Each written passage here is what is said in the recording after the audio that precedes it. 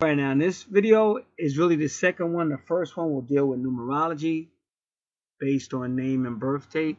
I've already explained why this will be somewhat of a special analysis based on what was presented to me by the universe. I explained all that in the other video. This is the second one. So if you want to know the reasons why, you can listen to that video. For the sake of time, I'm just going to go right in with the reading of this video. Now remember, all readings, natal chart readings, new ones, they all come with a free report that totally explains the 12 houses of astrology, how the angel cards tie in, how tarot cards tie in, a little bit of chakra stuff's on there, all the 8 houses and things of that nature. So it's an extensive report. Also, it has videos for twin flames, because twin flames, a lot of people don't understand that. You can even use that information for relationships. From DNA Awakening, it's 2 different videos, so you can check all that out. It's a lot of videos, so that's a great resource, and that's free. That's a free report that comes with every natal chart order, every new one. All right, so we're gonna go right in. You should be looking at the chart. Want to be doing a lot of numerology with this person's chart as well.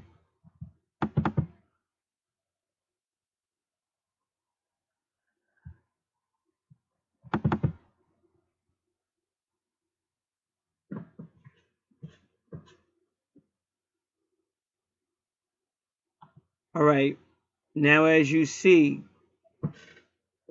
this person's birth date, when they were born, because of the time, the sun was actually beginning to leave Capricorn at 29 degrees. Now, whenever you see like 29 degrees, that means a person has really perfected that. Now, remember, this is the 12th house of endings. So in some life, they had to perfect their Capricorn energy. And they pretty much did, to the point they're almost an expert in it. And I did hear the numerologist kind of mention this is a worker and things of that nature. So that's what I leave them. But they also have that priestess energy with Vesta. So I would assume that 12th house is still a lot of energy, but they have to be careful, because you heard the numerologist say it too. 12th house is really when you're doing things for other people, but this person has got to avoid being taken advantage of. The 12th house is also called the martyr house, where a person burns themselves out. And whenever you see the sun and Vesta together, this is a person that's on the go, a worker, always helping out. If they were in a church, they would be the go-to person, but they would be doing so much. Wherever they're at, they're going to be doing so much. But your 12th house is all about buildings, but it's also hidden things. See, your 8th house and your 12th house work together, and it's about hidden things. So you got to work on the subconscious. You have to work on dreams, your shadow personality. All that has to be dealt in a 12th person. Because some people are real good with going out. Some people are good with going out and, just being happy with people and being that go-to person and so sociable. But they have so much they're not dealing with. So in the 12th house, you really got to deal with it. And see, when you're dealing with Capricorn, you're dealing with karma. Saturn and Capricorn mean karma, which means you want to make sure you're meeting your karmic debt, because if not, you're going to carry that over into the next life and so on. So you got to find out, like anything that's hidden, you want to be honest about and deal with it. And sometimes it's easy to look at another person, but really you have to look at yourself always. I mean, even if you're in a bad relationship, you still have to, it's just human nature to always look outwardly. Oh, why is this happening, or this and that? Now, it doesn't mean it's your fault, but it does mean you do have to take responsibility for your life. And that means you have to look out. So see, that's what Capricorn is supposed to be, a more mature energy to say, well, let me look at my life instead of looking outwardly. Let me look inwardly. And that way, at least you'll cope with life better. Because life can be, like some people say, life is a bitch, life is hell. Life can be that way. But if we respond with a woe is me, oh, it's always me, then it only makes it worse. So when you have Capricorn in the 12th house, it's actually telling you to go inward and look at yourself, and where you can work on your own things you need to work on, in your own karma. Karma, how are you responding to people? How are you carrying your life? What about your past lives? What are your dreams telling you? All this is going on. And the 12th house is also about buildings and things like that. Like I said, it could be a courthouse, a church, any type of police station, a hospital. So these are the things you want to be looking at in your 12th house.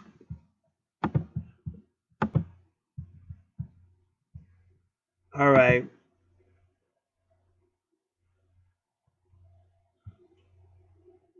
So you notice her Vesta is at 19 degrees. All right. So, and you see her Mars, and that's her true north node too. And that's her 11th house.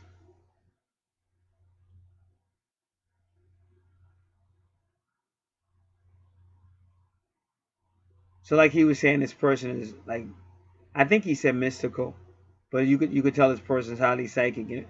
And Neptune, they usually associate planet Neptune with mystical, but you see that in the 11th house.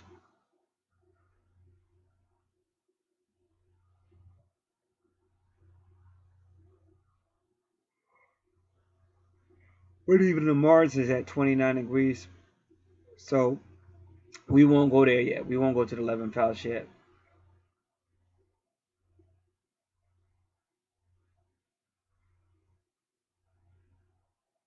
So, like I said, this person has a lot of energy for like helping others, but what they're being encouraged to do in this life is to deal with their own shadow side, their subconscious, their hidden side, their inner emotions and things like that.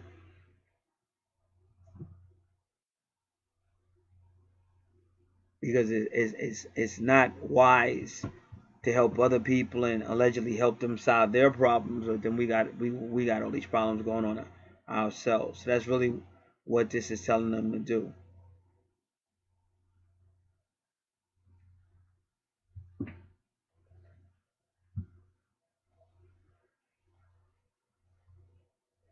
Now, I'm looking at Vesta, but again, you have to be very careful. First, you want to make sure you can find a site online.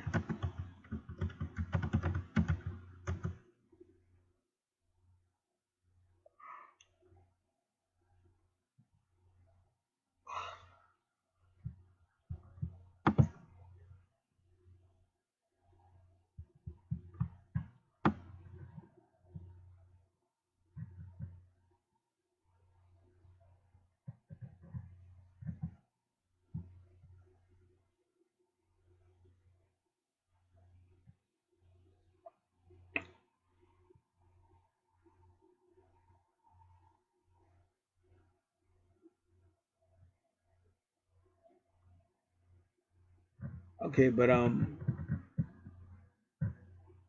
just gotta read this because I said Vesta in Capricorn and this came up, and for some reason, right when I got ready to read it, it said retrograde. I said I didn't say anything about retrograde.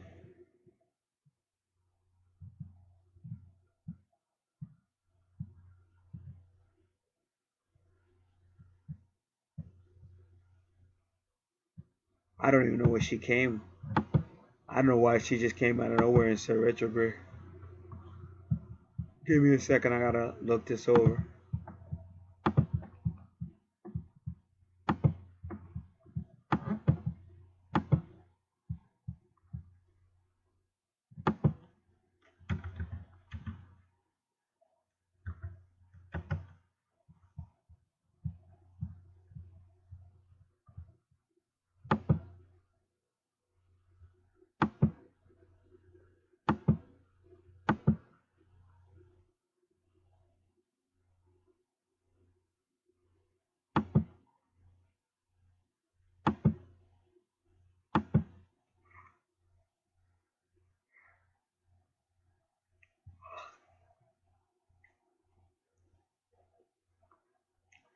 All right, she just came out of nowhere and just said retrograde for like no freaking reason. And I used my find command. I used my find command to see if she spoke about it anywhere else, and really she didn't. Not she's not explaining why all of a sudden.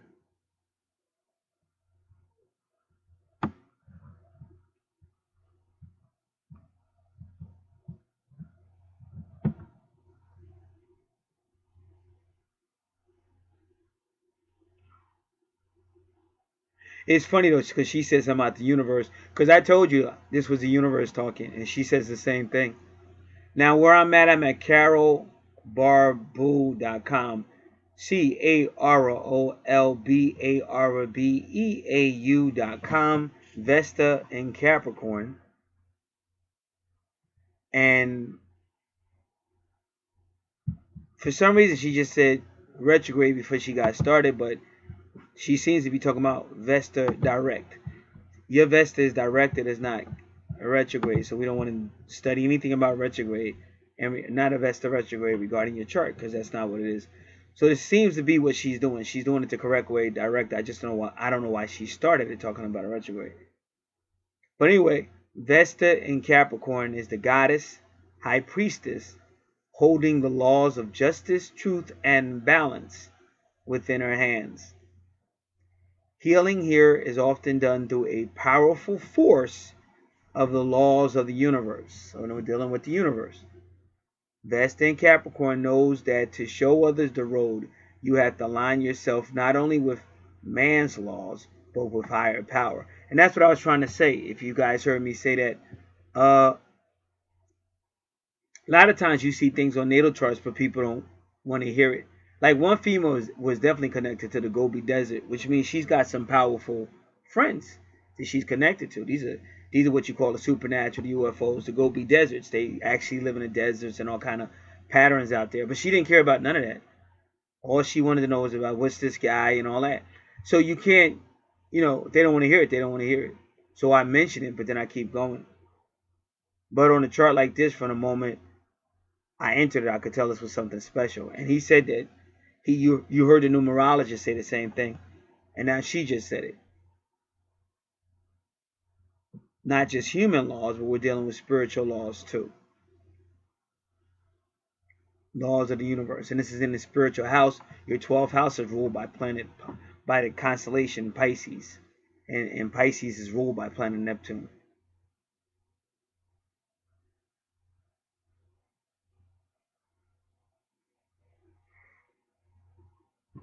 So Vesta is a priestess, and she's there in your 12th house to make sure not only human laws are followed, but the spiritual laws too. Because that's the only way you can create order. And Vesta in Capricorn is dealing with the laws of justice, truth, and balance. So Vesta in Capricorn is a strong leadership placement of Vesta and carries a harsh judgment of self with it often. Well, again, if you have a harsh judgment of yourself, you have to let that go, because that's totally out of harmony with the universe. And the more you understand the messianic authority of the universe, you'll realize that we never have to have a harsh judgment. Even if we were to make a mistake, you just have to know the correct procedures to take. And that's why I have other channels. I have this channel that deals basically with natal charts, twin flame stuff like that. But I have the spiritual channel that deals with anything in this universe. And then I have other channels that deal with people that have the callings and prophecy and stuff like that. It's not just one thing. And it's sad that so many people just want one thing, because what they don't realize is going to be the other things you didn't care about that are going to convict you. So it's not just, oh, where's my love? Why is my love? Where's my twin? Why isn't my twin talking to me? Why is my twin? Because that's like idolatry. And you can't focus on any one thing with that much energy, because that's idolatry.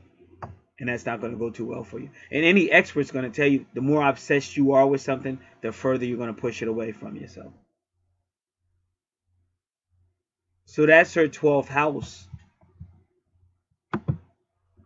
going into the first house. So she's going to bring that into the first house. That's why it's so close. So we'll talk about the first house in a moment. But we're going to look at the degree 19 degrees. Well, first we're going to look at the number 19, because she has a lot of number 19s.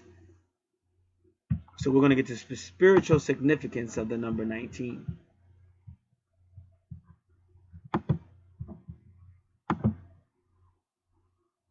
And give me a moment, please.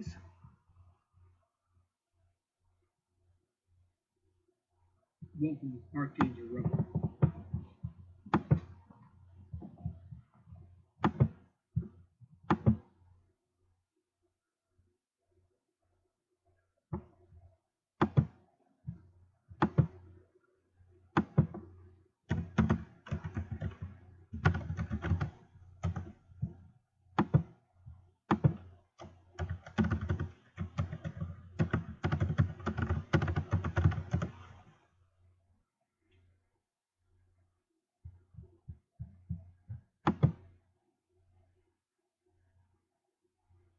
All right, just give me a moment.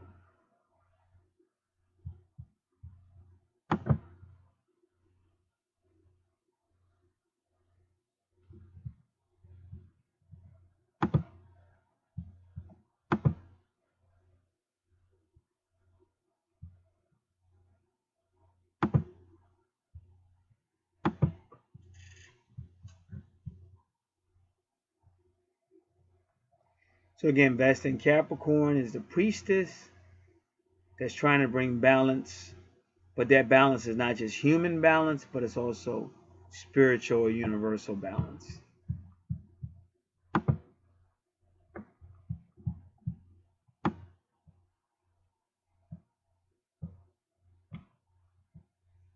All right, so now I'm at well, I don't know. This person only took me this number 9. I'm looking for 19, and I don't know why they only took me to number 10. All right.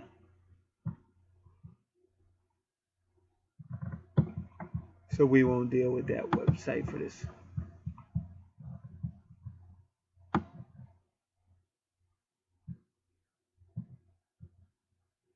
Okay, this is sacred-text.com.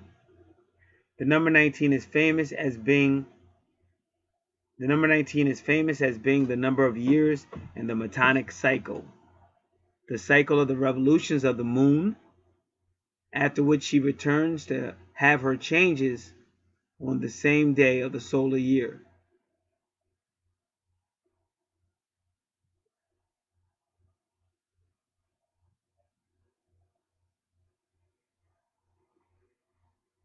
So the number 19 is connected with lunar return.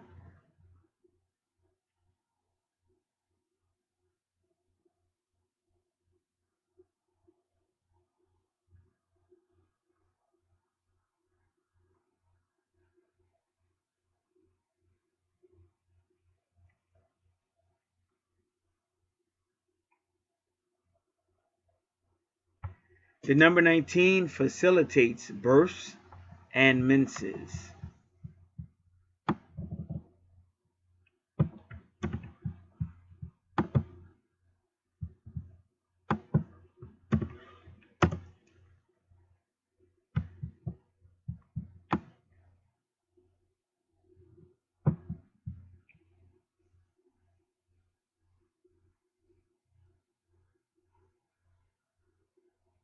All right.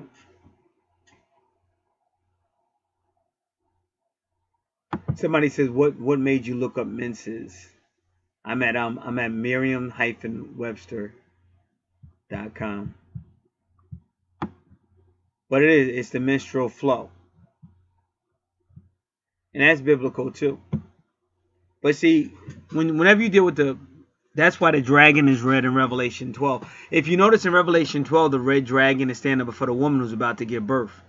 See, and she's standing where? With the moon. She's standing with the moon and the sun. So this is what this person is connected to. This is her energy. And see, these type of people have all kind of problems. I'm not saying she's going to be like that. But you try to tell them why, and they just want to talk about the problem. You should be glad. Because you got a connection to something higher than this planet. And I knew that as soon as I looked at her. I said, uh-oh. As soon as I saw what was going on. Even where she's located, that's the one spot. Like when you go to a... Like, okay, I live in New Jersey. So, the name of my city or town where I live, it's all over the place.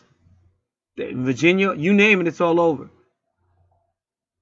The place where she was born, it's only one time. And even that word in the Bible is connected to two things.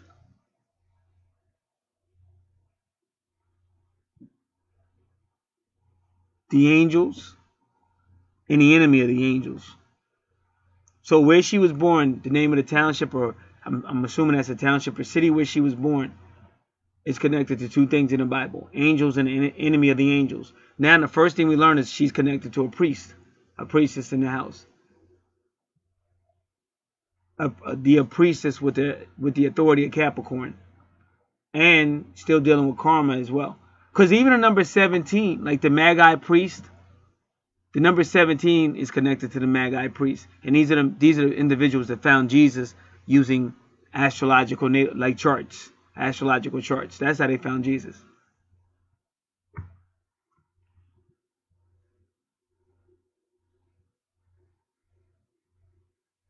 So menses is the menstrual flow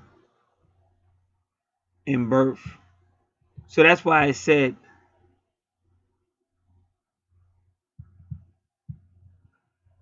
so when you look at a chart again, and you have to remember, the 12th house is about prenatal birth. That's where all this is going on. The first house is about the birth.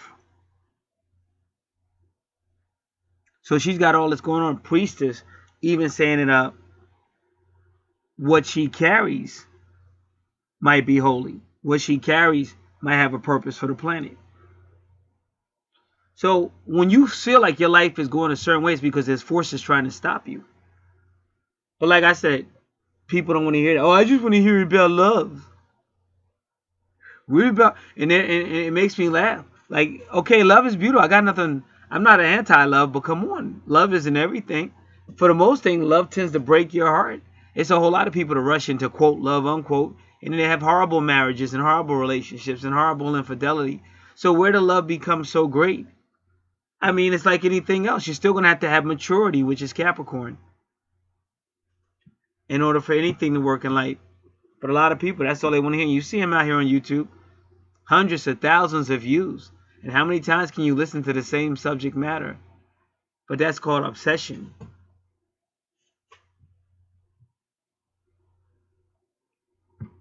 So we're learning. This is almost like a Revelation chapter 12 situation. And then she's taking that energy right into Aquarius, which is the age of Aquarius. And that's the water bearer that Jesus speaks about in the Bible. He said, go to a certain city and you'll see a person with a pitcher of water or something. That's well, it might be Mercury, but some people say it's Aquarius. But it might also, but Mercury's right there though. And look at it, Mercury's at 17, Venus is 17. You understand this is a highly spiritual situation. So of course your life is going to be hell. I mean, I'm not saying that it is, but I could look at your chart. From what I know, I could say you're gifted. You got negative forces that want to stop you because God's got plans for you. So if you got any problems with your life, that's probably why. All right, I'm going to stop this. I'll be right back. All right, give me a moment. I'm going to look at a few things.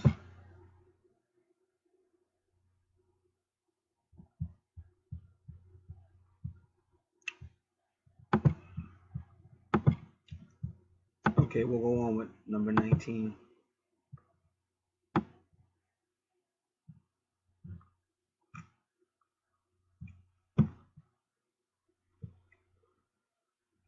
This is spiritualunite.com. In ancient times, the number 19 was known as the number of surrender. And that is your 12th house. Your 12th house is about surrendering.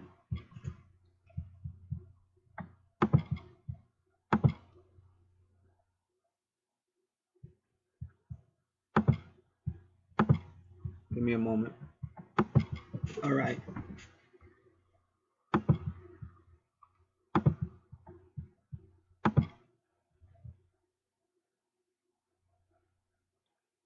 The number 19 is a prime number. That means it is only divisible or dividable by itself and number 1.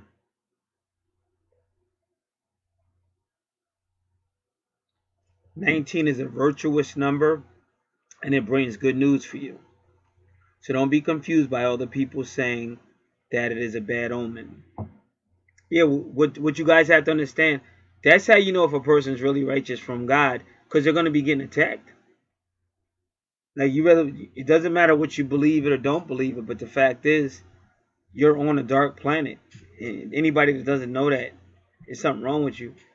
You can think positive all you want, but you can't. All you got to do is look at the news. Go to Yahoo News right now if you're online. Horrible stories.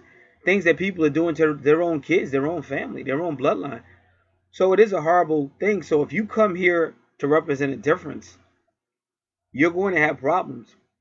And sometimes God doesn't want you to go a certain course, so he's not going to bless it. In fact, he's going to make it so you won't go there.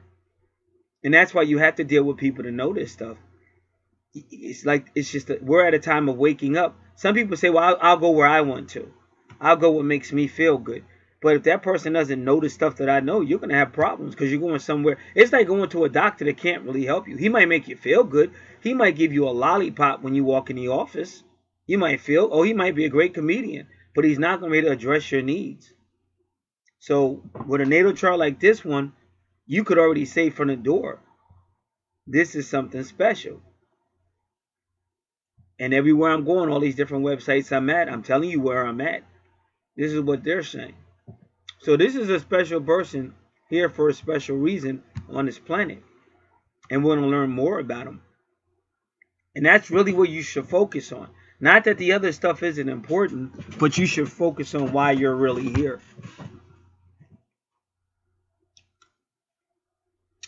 Okay, number 19 possesses the combined vibrations of two numbers, 1 and 9. Number 1 is the first number in the counting, and 9 denotes the last single number. So it's again beginning and endings. Remember, at the 9th hour, that's where Jesus cried out. That was the most sacred when he cried out, my God, why have thou forsaken me? Like I'm trying to tell you, some of these people will question, am I a good person or bad person?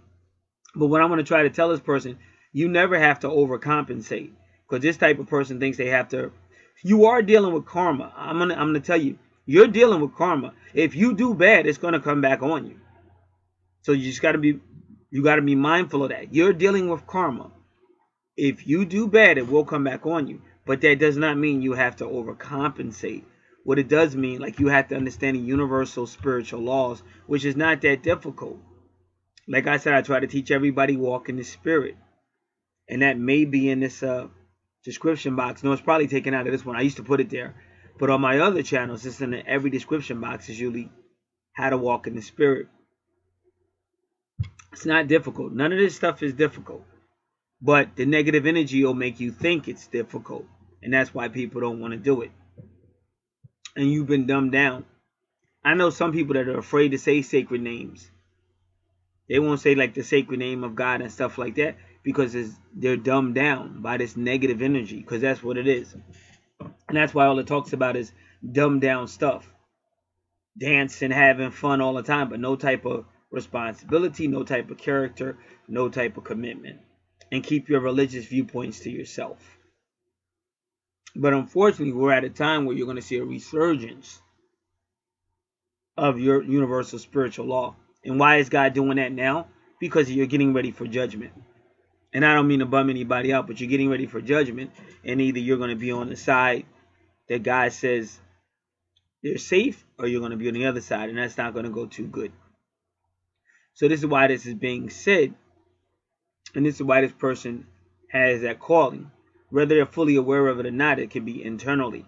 But everything starts to trigger to wake the person up. So she's going to be dealing with a lot of beginning and endings. And see, Capricorn also deals with your career and your reputation. So she may see beginning and endings with that as well. I mean, it could be many examples. But one example is, you may be working somewhere and all of a sudden they're like, oh, we can't use you, or I'm sorry, this isn't working out. And you'll never know why. You're like, oh, why? You know, you think it's something bad, but it's in your chart that in these things you're going to be like a switch on, switch off, turn on, turn off. Number 1, turn on. Number 9, conclusion. Number 1, beginning. Number 9, conclusion. But if you understand from a spiritual aspect, the greatest moment in Jesus' life was when he died. Because that's when he saved all these people from going into hell. And that's when he became King of Kings and Lord of Lords. So his darkest moment, like when on my other channels, I have a spiritual channel where I teach. And I try to show people that. See, God likes to take two opposites and put them together to make a point. Like God would say something like, it's great to have wealth because you'll never be in want. But then he'll say, when you're never in want, you'll never learn humility. So he just took two opposites to show you. And that's what he's doing with the 1 and the 9, beginning and ending. So you'll see that in your life. So that's something you will probably have to get used to. And things may seem to end when you don't want them to. Number 1 vibrates the numbers of uniqueness, independence. It provides the power of motivation, like I said, beginnings, ambition, striving forward. It shows you that you'll always experience new beginnings, and you may be able to use these new beginnings to gain success. Number 9 is a universal spiritual law. It leads to spiritual enlightenment, awakening, inspiration, serving humanity, and becoming a good example. Number 9 promotes intuition and problem-solving ability. Overall, it is a sign of completion and ending that will lead to new beginnings. So it's like a revolving door.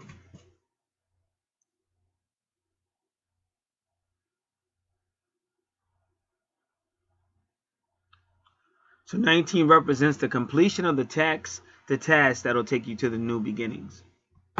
To the new beginning.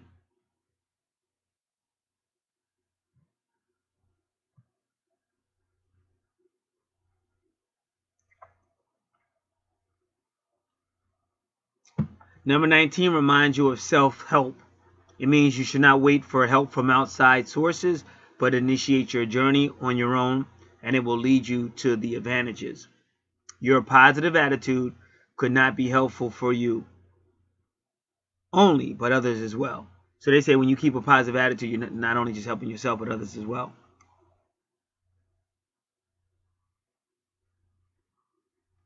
They tell you never get worried because of your number 19, closing one door opens up another one. You should remain positive and active during the process of completion, because soon you will achieve something even better.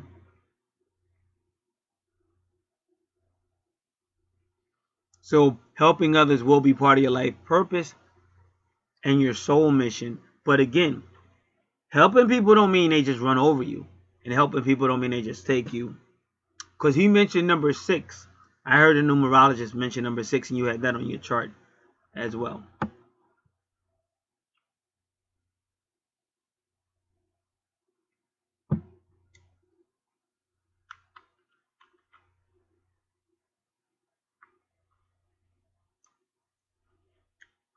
And he said this about you too. Because I heard him say you might prefer to work alone. I don't know if that's true or not. But number 19 people with number 19 are self-absorbed people. They are usually famous for unusual things. They are dependent on others. And that needy nature creates so many imbalances in their life. So this person must learn balance and self-confidence. And that way they can fight all the obstacles in life. And they said that in your 12th house, that was about balance. That's how it started off with Vesta.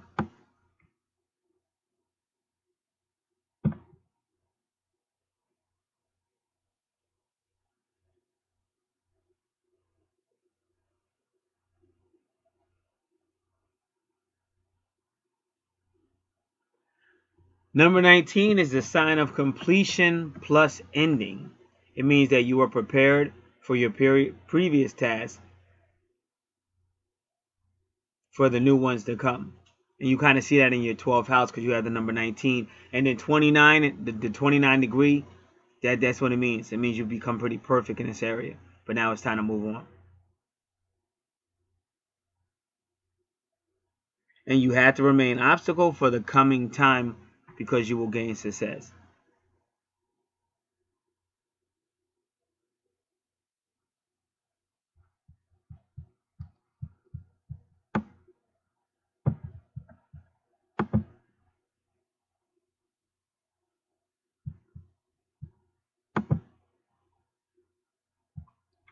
All right.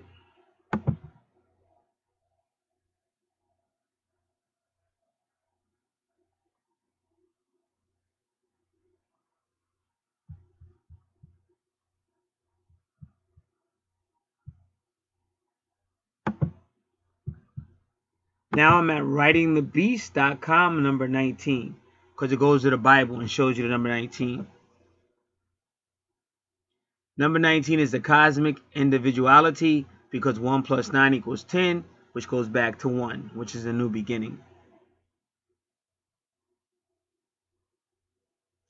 Number 19 represents the number of the star, which illuminates the intelligence, invigorates the innocence of the pure hearts, illustrated by children playing in the garden of humanity when the peace is made between the empires.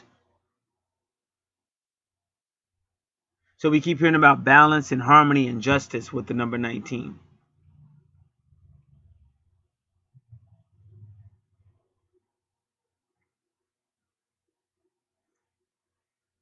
Number 19 symbolizes the harmony, the knowledge acquired by the sun. And if you notice, her sun is right there.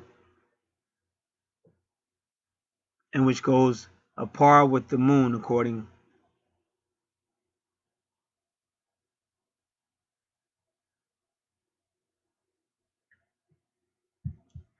Some people equate the number 19 with sorrow. That's not necessarily true.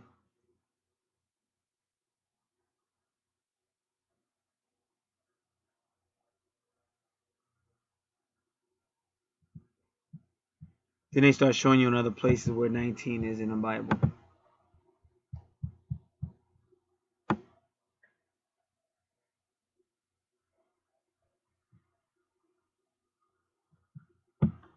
So every 19th year, the moon will appear in the exact position among the stars every 19th year.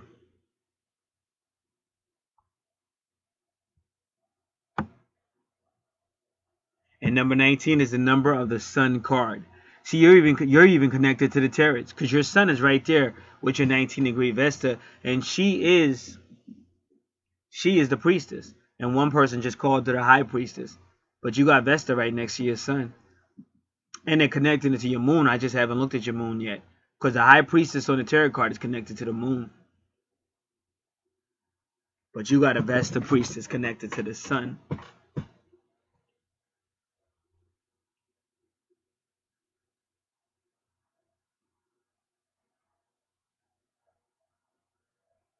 And ironically, they're saying number 19 is a masculine number.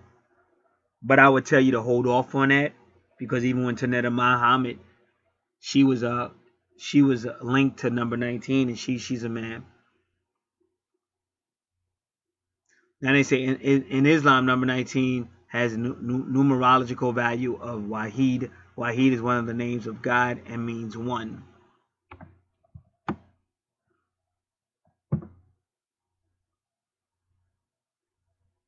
So if you're connected to a sun priestess, that is very unique. Because most females are connected to the moon. But see, I haven't looked at your sun yet. I haven't looked at your moon yet. But they're implying you probably have a unique moon situation as well. Okay, in Islam, there are 19 angels guarding hell. That's Quran 74:30. And see, even my name is connected to like the gateway. Because the Bible says, if you read Luke 16, you have hell, you have the Gulf, and then you have the paradise of the bosom, Abraham's bosom, where these people, these special people, the bloodline of God.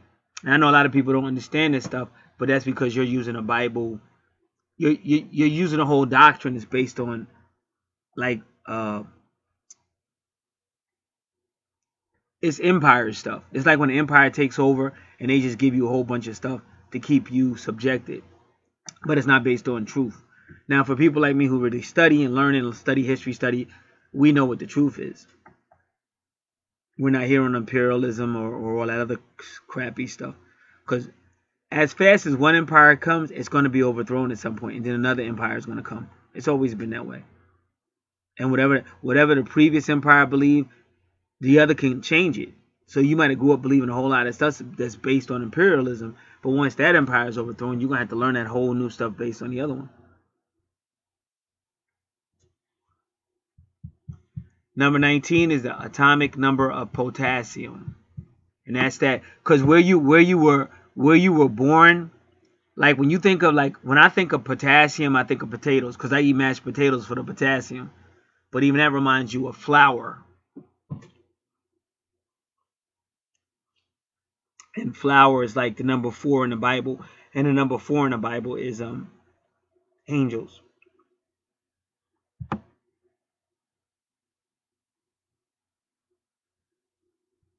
Oh yeah, and now they're talking about the 19th president of the United States. But you have to remember the presidential inauguration is usually on your birthday, because they know what's going on up in the stars. Just like July 4th is that. July 4th is really a celebration of Sirius A, B, and C. That's the red, white, and blue. Uncle Sam is really Sambo with the black top hat, And when John F. Kennedy was killed, November 22nd, that's when the constellations leave. I can tell you from where. Just give me 1 second. I just have to look it up.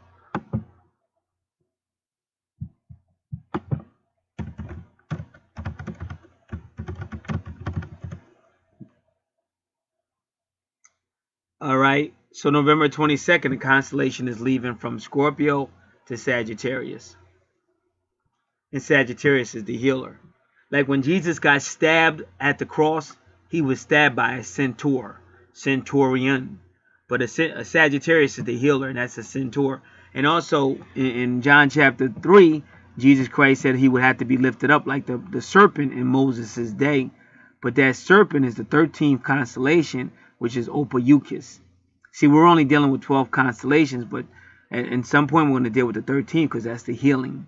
So when we start talking more about Ophiuchus, that's the healing. Right now we haven't reached the healing yet, but we're getting there. So believe me, your powers that be, your politicians, they know this stuff I'm talking about. Like anybody that's in the know knows this stuff. Like the masses are dumbed down, and a lot of the masses, they're happy just being dumbed down, but there's a lot of people waking up. So I'm just pointing people in the right direction.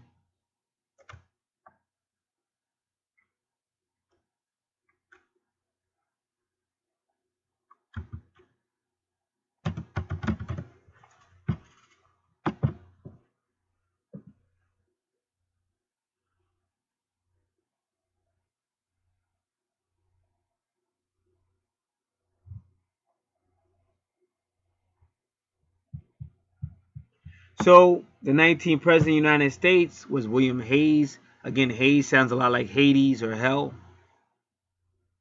But his name was Rutherford Bicorf Hayes, not William, I'm sorry. Rutherford Bicorf Hayes, but they said he won by fraud. Controversy. But Hayes and his wife were deeply religious. Well, yeah, I'm not saying, because the president is ruling now, he won by, like what they say, kind of controversy, and everybody thought there was no way he was going to win, and he did. And they claimed the first thing he said, I'm going to help you Christians. He knocked out 501c. In other words, Christians can say what they want. They don't have to worry about the government telling them we can't, you're going to have to pay taxes. And he did. Then he brought back prayer. And the first thing he said was, from the White House, the day he got inaugurated, he said, Jesus will save you. So I'm not saying it's right or wrong. I'm just telling you history right now. I'm not saying I'm for it or against it, but these are facts. And just recently, I told you what the name Luce means in the Bible. Now, Hayes' wife was named Lucy. Loose, because it's a certain people that are about to be loosed. So, all this is happening for a reason.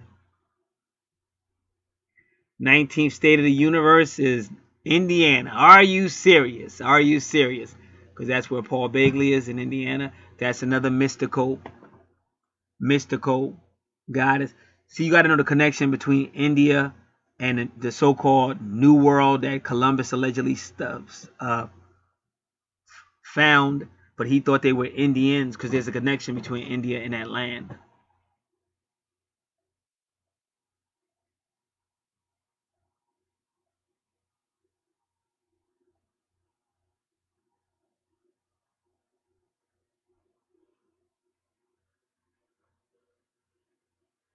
So India has a town called Santa Claus, but there's a goddess named Indiana, something like that.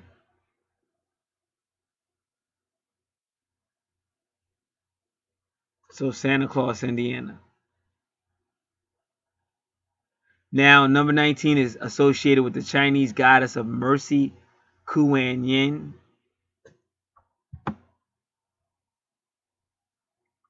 Her birthday is the 19th of the second Chinese month. She became a Buddha on the 19th day of the sixth Chinese month. See, this is your energy. What I'm telling you, the priestess, and it was on the sixth Chinese month, and you got a lot of sixes, and even he told you sixes. This is the energy you're tapped into. And she received her sacred pearls on the 19th of the ninth Chinese month. And my channel is called Finding Pearls. Well, that's what it was called. I still got the email though, but I changed the channel name. But this channel you're listening to is called Finding Pearls. Finding Pearls 15. Now number 19 in the Baha'i Faith. The Baha'i calendar has 19 months. Each of the 19 months consists of 19 days. They have a 19-year cycle. The super cycle is 19 times 19, or 361 years. Or 361 years or something. That's how he wrote it, 361 year. I don't know if he meant days. I really can't tell you. But he said years. I don't know. Every 19 days, the people of the Baha'i Faith come together for a meeting they call the feast. The founder of the Baha'i Faith had 19 apostles, and they're naming them. I'm not going to read all these names.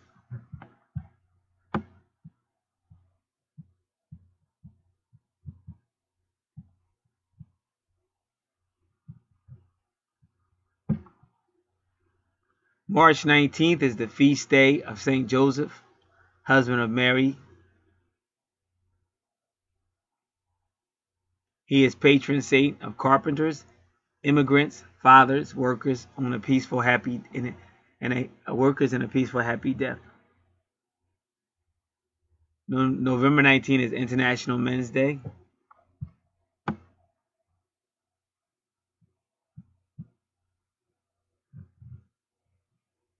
Now they tell me I can leave a comment, so I want to tell them thank you. Very good information.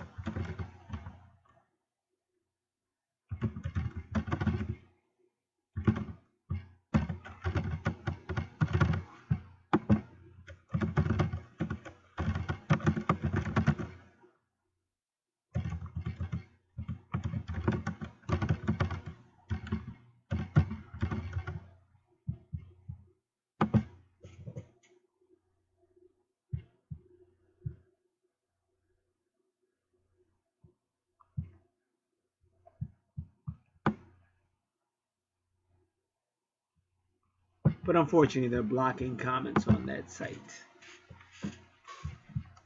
All right, so let me get this out of here then.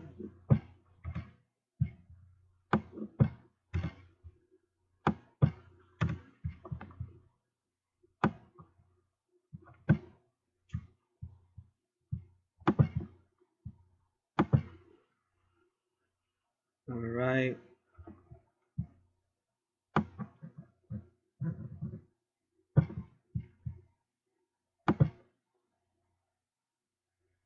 So now we're gonna move through this a little. I just want to get the 19 out of the way because I knew that was important.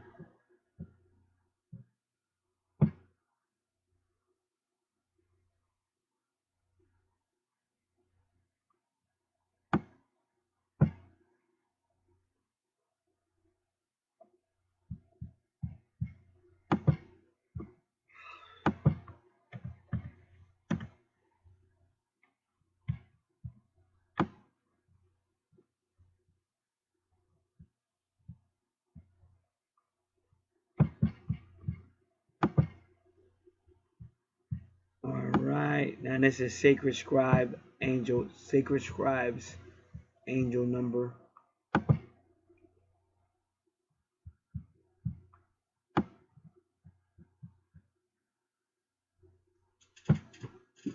So they said number 9 carries energies of universal spiritual laws, drama, which is India, and karma, spiritual enlightenment and awakening. That's why, like I said, you don't have to overcompensate. Like, you don't have to be overly nice, but what you do have to watch out for, just don't do any form of evil or meanness, because whatever you do is going to come back to you.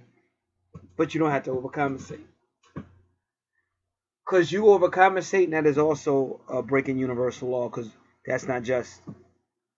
Because you shouldn't have to overcompensate. You just have to be yourself, but just don't be mean or vindictive or, you know, scheming on people, or, you know, just being mean or manipulative, because then that's going to come back on you.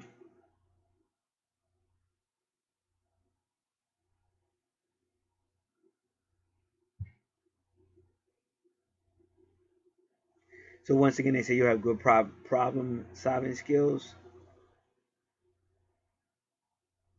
inner wisdom,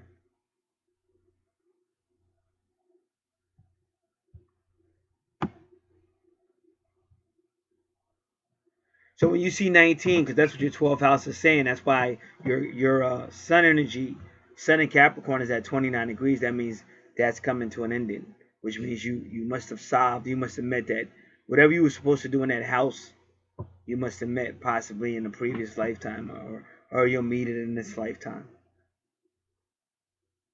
So number 19 means your goal has almost come to completion, and a phase in your life is going to end. And they say it again, always remain optimistic and positive.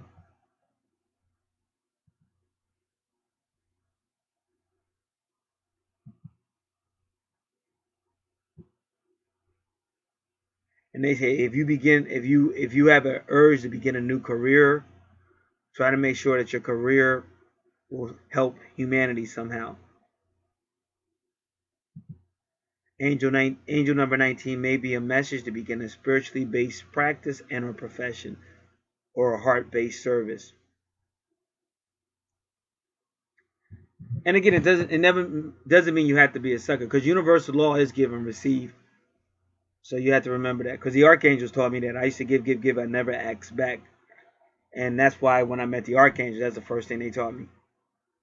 And that was like some of the best advice I ever had. Like, the best thing I ever did was work with my archangel, have my archangel cards. It greatly changed me and greatly changed my life. So don't think. That's why they tell you, they warn you about that in the 12th house. Because a lot of people are in the 12th house and they think they're just supposed to give, and help. And people use and walk all over the top of them. And then they end up with, that's what Vesta is going to do.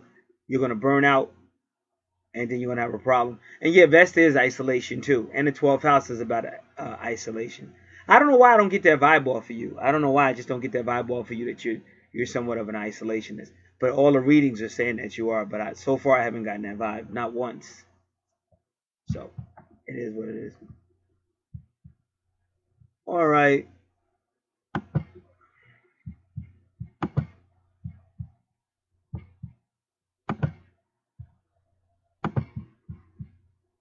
All righty.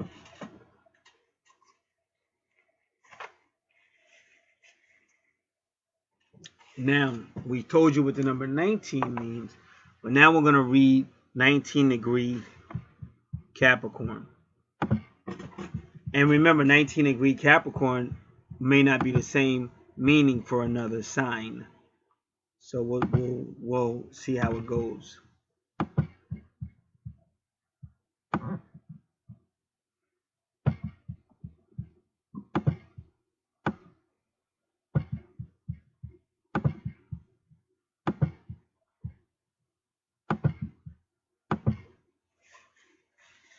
Conceited, superficial, and shrewd character, endowed with great talents for mimicry. One achieves success in fashion or any occupation in the entertainment industry. The financial situation The financial situation may not be stable, and therefore it is wise to put some savings aside in order to cope with lean periods. This degree also describes reliable employees. All right, now we're going to do 29 degrees Capricorn.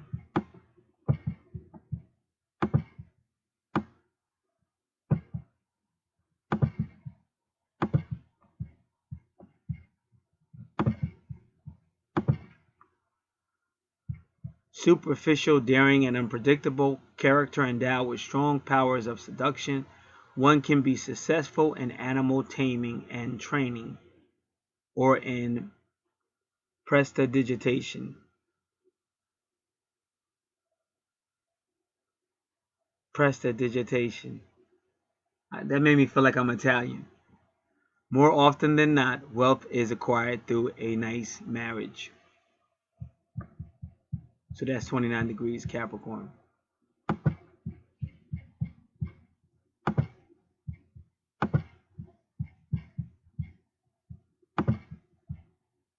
Okay, so quickly, we just have to look up Sun Priestess.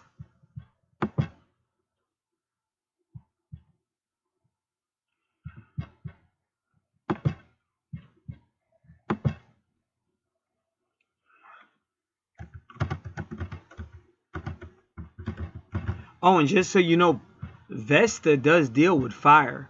Vesta deals with the fireplace in your house, any energy, any closed location like elevators or jail cells. A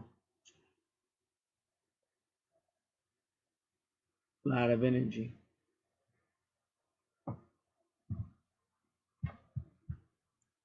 Oh, listen to this. This name is kind of closer to yours. Of course, I'm not going to say your name, but her name is Sun Priestess Tamayor Higami.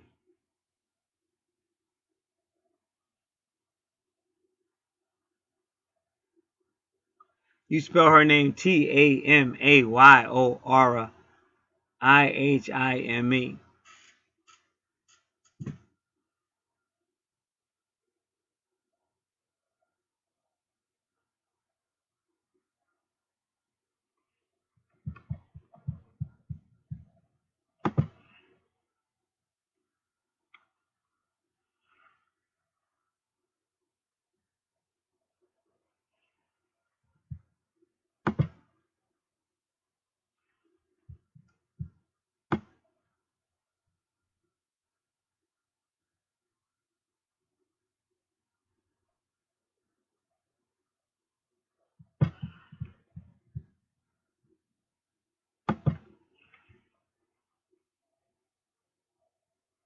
That's why I try to teach people. I try to teach people that every name, every number, and the Grox One tries to teach you this too. Every name, every number, everything, every letter, it comes under a principality or a dominion or a power. And that's why you see so many similarities.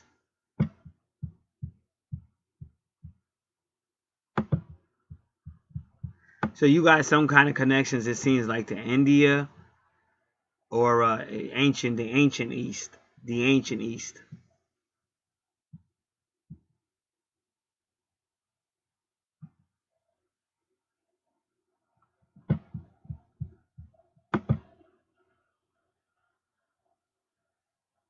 And just give me a moment because I'm looking around. But that's her name, and she's a doll. She's associated with something.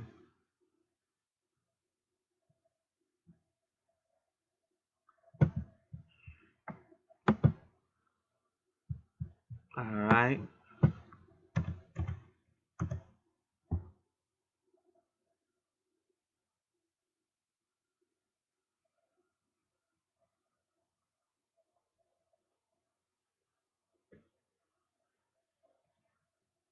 You have the priestess of the sun, priestesses of the sun.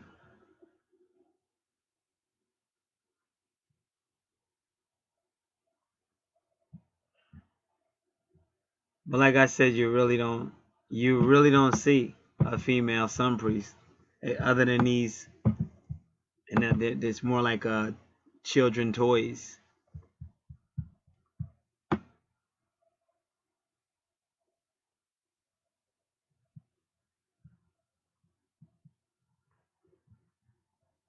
So that's interesting. That is very, very interesting.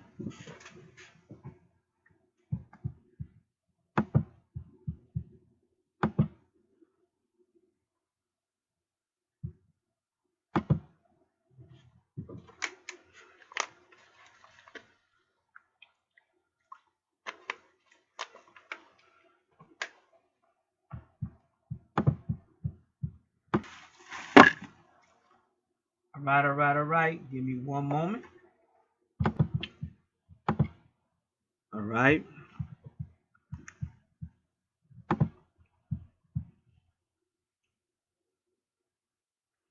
So that is the 12th house. And believe me, there's still going to be a connection to the 12th house to the 11th house, because then you got that Mars at 29 degrees. And that's your true north node, which is your life purpose. So that's really going to take you somewhere. All right, now the AC is your ascendant. This is where the sun was over the horizon when you were born. The sun going over the horizon. Now your EP is your east point. This is where the sun was going over your ecliptic when born. But this is your first house. We just left your 12th house, which is about endings and karma, into your first house, but you still see those 17 degrees. And the numerology, 17 is the Magi priest who came to Jesus. So you definitely got that priesthood in you.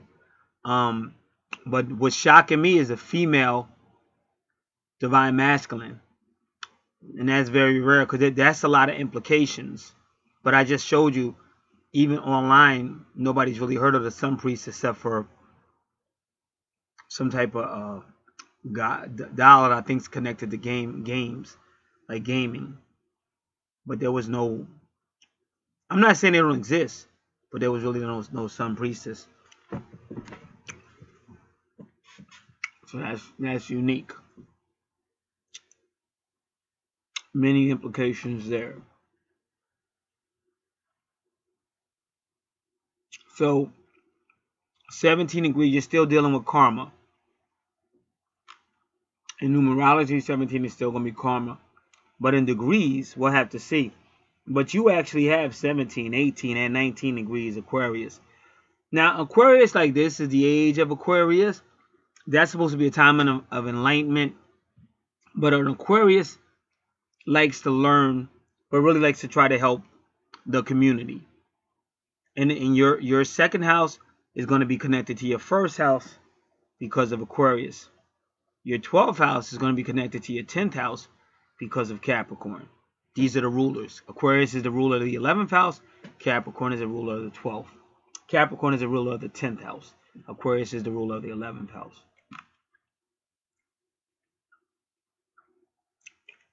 And they already said your number 6 is Venus, because really the numerology for number 6 would be Venus, love. Venus is love, diplomacy, forgiveness, fun, fashion.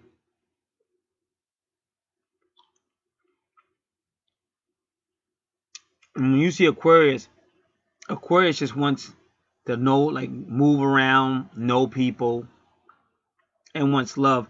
And Aquarius doesn't mind being in a relationship as long as they can pretty much go and come to where they want to. So that's what you got. Your first house is saying. Very loving person. Just don't try to bog me down. Don't start to make a lot of expectations of me, because now I'm going to feel like you're maybe pushing too close, and then I'm going to want to maybe push you further away.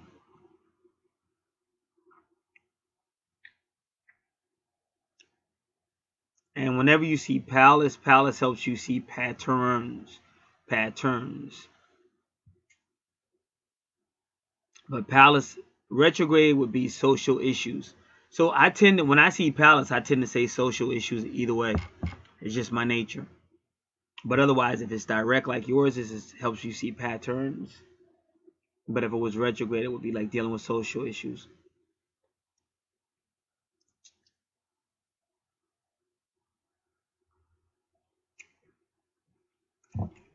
So let's do 7 degrees.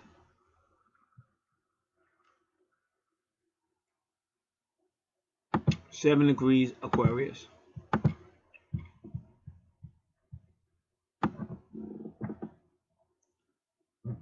All right.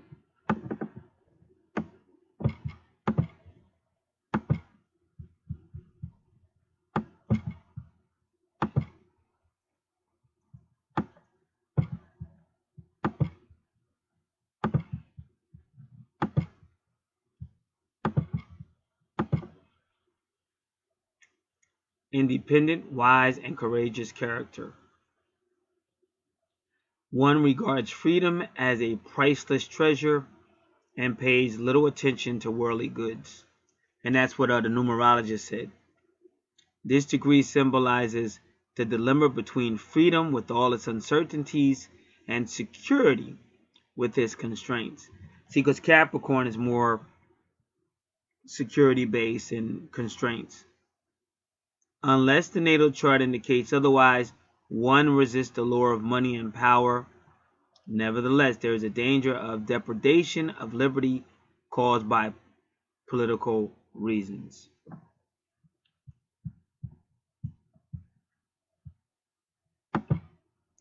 That was 7 degrees Aquarius. Now we're going to do 17 degrees Aquarius.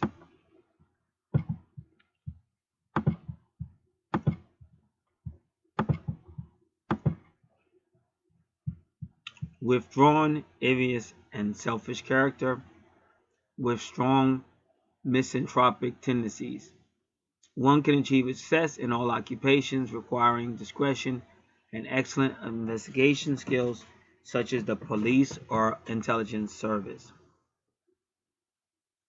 One must refrain from using one's shrewdness with the purpose to sow discord, suspicion, and slanders, lest life ends up in loneliness and poverty.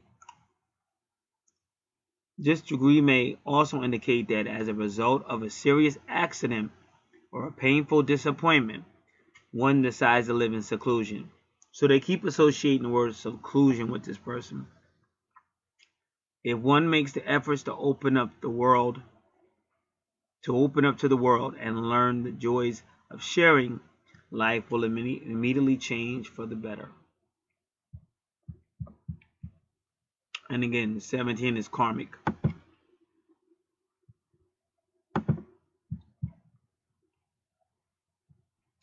So something may have happened in a past life or at a past time that makes you view seclusion as an option.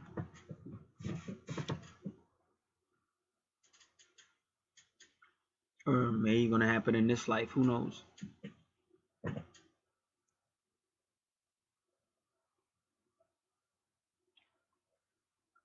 There go that turn off, turn on again. You got 18 degrees and 14 minutes. Then you got 19 degrees and 41 minutes. Whenever you see like a reversal like that, it's an off and on. Like 1 is beginning, 9 is conclusion. So this is ancient wisdom because that's how God talks. If you read the book of Proverbs, that's how God talks. He's trying to show you a whole point by showing you the contradictions of 2 opposing points.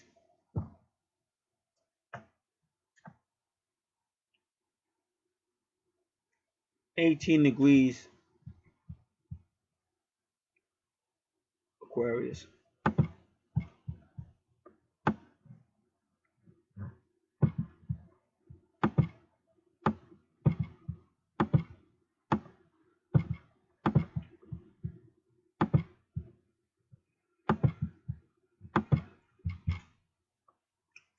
Unconventional, enterprising, and reckless character. Success can be achieved in the world of finance and in careers involving trips and water. All projects need to be carefully selected and prepared because a lack of organization would put them in jeopardy. Even though at the last minute and by miracle, unexpected circumstances and providential assistance enable their good completion. 19 degrees Aquarius.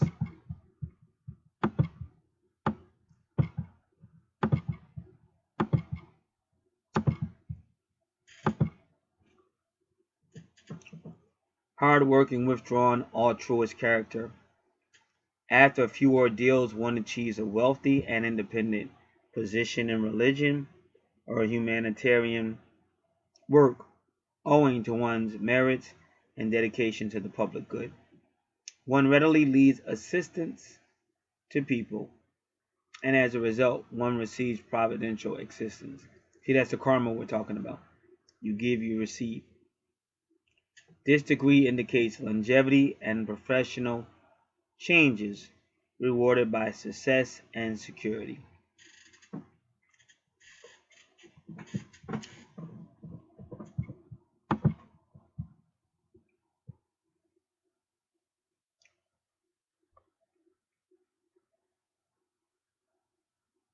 Second house is finance, but again, second house is ruled by Taurus. It's all about finance, possessions, and your value system. Your 12th house is ruled by Pisces. So your second house and your 12th house are going to have a connection through Pisces, Neptune energy. Your first house is ruled by Aries. So now, your second house is saying that you will have money there, but your financial, everything about your finances, your value system is going to be based on your spirituality, Pisces, inspirational beliefs.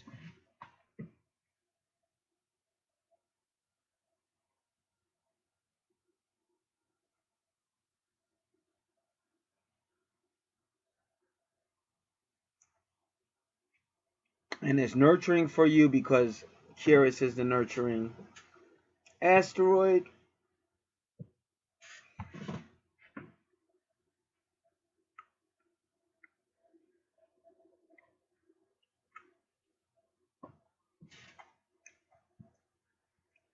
All right, you have Lilith retrograde at 6 degrees.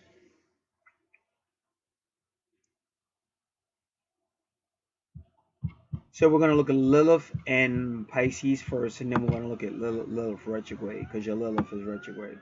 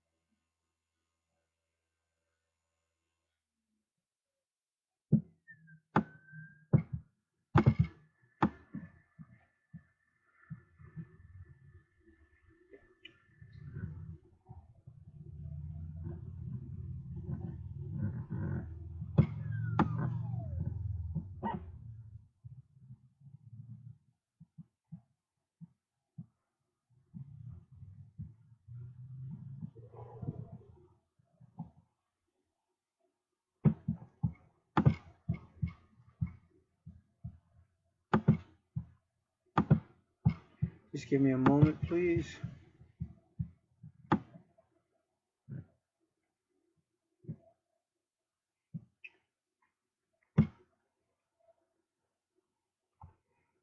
All right. Now, Lilith and Pisces kind of takes you into a fantasy world, because Pisces is ruled by Neptune. Neptune works on your dreams, but it deals with idealism. So they call Neptune a deceiver, because a lot of times it deals with idealism, but also makes you very mystic or spiritual, and even affects your dreams. So all this can be going on in your second house as well as your 12th house. It's kind of like somebody I forget what they call these people, but they'll be real rich and they'll just help out like poor. Like they'll just come out of nowhere and help out poor people with a large amount of money, and people don't understand what happened. I don't know if the word is philanthropist, but that's because they had some type of dream or some type of experience where they just wake up one morning and donate like a lot of money to like charity or something, or they really take that on, like that becomes their goal in life, and people try to figure out how did that happen, because it's some type of mystical Neptune Pisces experience through the dreams. Philanthropy, a love of humanity.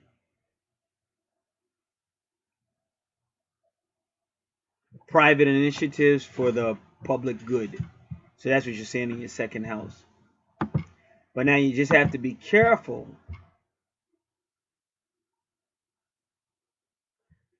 because Lilith in Pisces can also mean that the person may secretly have problems with themselves. And they warned you about this in the 12th house. So the person might have guilt stuff or have problems with themselves, but they overcompensate. But the best way to do, I mean, you should help other people. If you got it, you should give it. But what I'm saying, you shouldn't give it for the wrong reason, though. Because the Messiah said if you give for the wrong reason, then it's almost like you shouldn't have gave in the first place. But you just have to learn how to walk in the spirit, and that helps cover all that. If you feel guilty, walk in the spirit can help you get the correct viewpoint on yourself and life. And that's why too many people want to do this in the physical, but you can't. That's why you're here universal, universal. See, when you go to astrology, whether you like it or not, God created astrology. God created the stars, so you're still going to God. And that's why the natal chart, like if you notice, your final house is you seeing God. It's Pisces.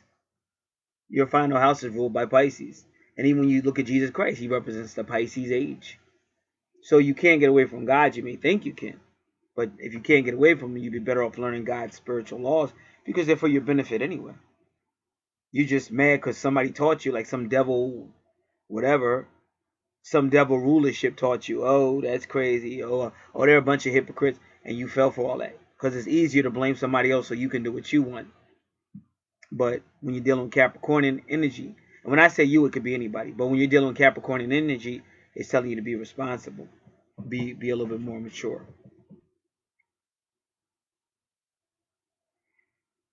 So fantasy, art, and inspiration are very strong with Lilith and Pisces. But you have to avoid succumbing to illusions. So even he said that, the numerologist, because this person can be kind of gullible. And you don't want to be that way in your house section, because you don't want to go bankrupt, or money that you could have used that you needed, you might give it to somebody now drinking whiskey or something. You know, but they gave you a hard story or some type of story to get you to believe that. Because a lot of these people, no disrespect, but like I check everything out now because I used to give, but a lot of these charities, a lot of those people get in trouble with the law. They end up going to jail because it's not real. You have to really check. A lot of these disasters, people were giving money for like 9/11 and other disasters, Katrina or whatever, and they were finding out that the people were just ripping them off. And the people that they thought they were giving the sending the food to, and the money never got it. So you have to be very careful. Got to be very aware of what's going on. And I feel like if a person doesn't want to answer some questions and let me do a background check, then why would I trust them anyway?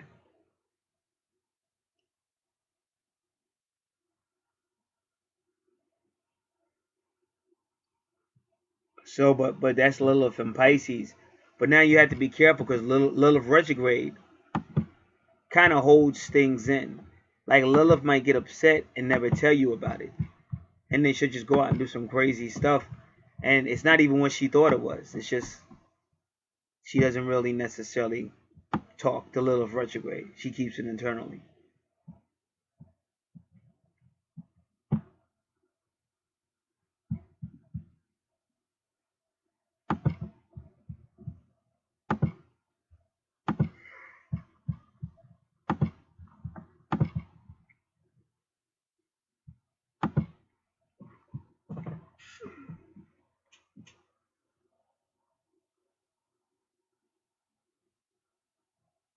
Jupiter used to be the ruler of Pisces.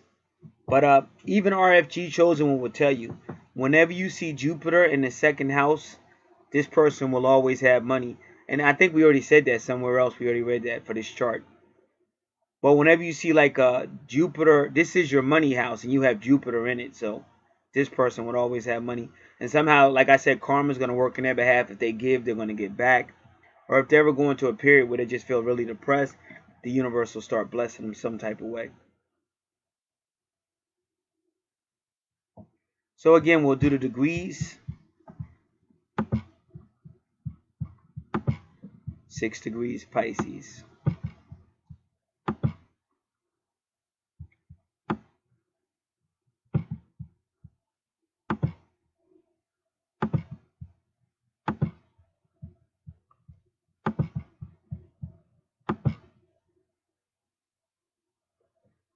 Hedonistic, pleasant, hospitable character. One is born with an insatiable appetite for spiritual and intellectual food, as well as for the pleasures of the table. Well, you know, in your second house, because they're saying 6 degrees Pisces, but your second house is Taurus, and Taurus likes to eat too. So this person might really eat a lot. Success and fame can be achieved in all occupations related to seafood, catering, or cannery, or fishing. Painting and literature, especially when related to the water element, are also favored. As for instance, a painting featuring sea or lake landscapes, the publishing of a cookbook or culinary column. Indeed, this degree is under the influence of 2 constellations, Iridian and Horologium. The former underlines the importance of the sea, and the latter indicates great intellectual abilities.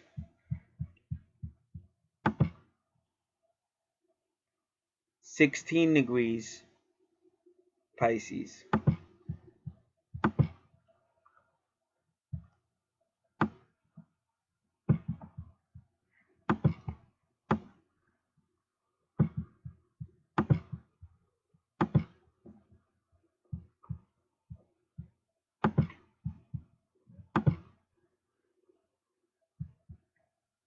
Pessimistic, misanthropic, withdrawn character. Instead of shutting oneself away in an ivory tower, one ought to seek the company of cheerful and devoted friends. In the professional area, partnerships must be given priority because they can offset the threat of bankruptcy portended by this degree. So now they're saying 16 degrees Pisces could possibly mean bankruptcy. But they're talking about if you had a good partnership, you could offset that fear or that threat.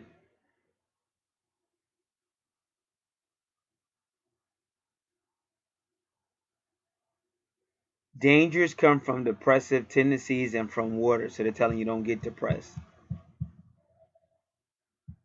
And don't deal with depressing people or people that are lying to you. Just to give you a sob story, just to rip you off. All right.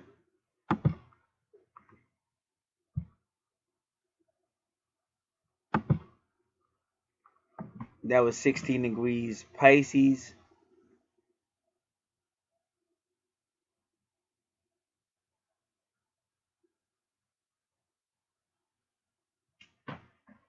And now we have 19 degrees Pisces.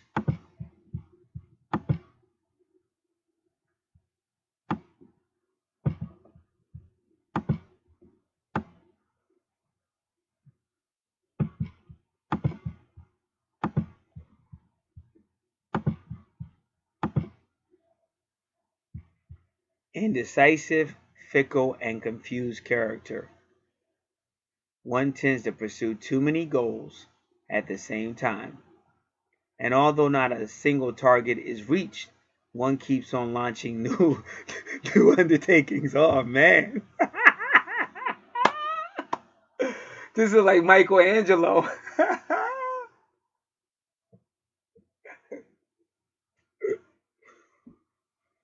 It is indispensable to focus on one sole objective and strive to fulfill it without being distracted by new fields of interest. The members of the entourage should be selected among quiet and pragmatic people.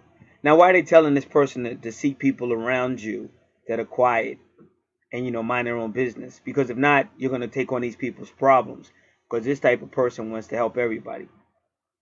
If the natal chart indicates that the nervous system is weak, there may be a dormant mental disorder. So got to be careful of a mental disorder. But that's why you want to get your natal chart, because a lot of people go crazy because you don't know God has a purpose for you, because you don't know where to go. And if you're trusting your religion, most of the time your religion ain't telling you crap. Like I'm going to tell you, like Ty Ariel said. Ty Ariel said people be in the church for 40 years and they still don't know what their spiritual gifts are. So how can you sit in the church for 40 years and don't know what your spiritual gifts are? Because everybody's got gifts from God that they're supposed to be using in ministry. You understand? So you got to know how to shake things up and move around. I'm not telling you I didn't say lead a church. I didn't say nothing bad about the church. I'm just saying you're just sitting there and you don't know. And you're getting attacked and they're not really trying to help you. Because even that can become political. Because they might pray for Lucy because Lucy gives the pastor a big donation. But they might not pray for Sue because Sue doesn't have much to give. I can tell you how I sat back in church being spiritually attacked. They didn't pray for me. They didn't bring me up front and pray for me. But this is who they did bring up front. Well, let's bring up Jesse. He just became a manager at his place of business. Let's bring up Joe. Joe just is going to college. Not saying that any of that stuff is wrong, but this is a freaking church. So shouldn't you be praying for the people, the guy duking it out with the devil for righteousness? They could care less about that.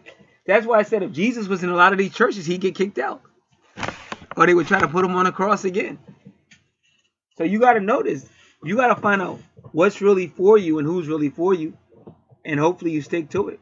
And a lot of people don't. So my job is just to tell it like it is, show you the proof, show you the references, but each person's got to make their own choice. And a lot of times people continue to make the wrong choice because they keep going with the program, but that program is destroying you. And if you don't understand what God expects on that last day, when you see God, that's what's going to judge you in an adverse way because you don't know what God's actually expecting. That's why I constantly like to say walk in the Spirit, because that's what God's looking for. So that's how you don't have nervous conditions, mental disorders, because you know why you're here and you know what's going on. So now you don't really overreact, because even the scriptures say don't overreact if you get persecuted for righteousness. Like that, don't overreact like that's something strange. It's not strange. It's supposed to happen. So if you see yourself going through a lot of stuff, it's because you're here for a purpose. This evil energy knows who you are and knows why you're here, and they're doing their best to keep you in the unknown. You don't know, and then they could just keep bullying you, and you won't even know why it's happening. But once you find out why it's happening, then not only do you stop allowing yourself to get bullied, you learn how to fight. Spiritually fight.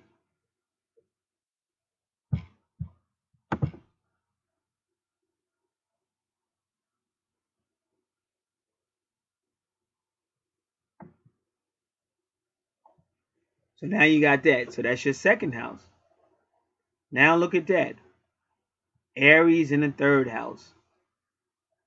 So let's talk about Aries. And it's at 1 degree. See, now 1 degree means this is new for you. But now you're naive. Which means, again, you could be taken advantage of. And you got your moon there again. You notice how she has a lot of 29 degrees? So let's do that. Because you got a lot of 29. So now we got to stop and find out, well, what is the esoteric meaning of 29? Give me a moment. I got to get things organized over here. All right. And then we'll go back. We'll start with that 1 degree.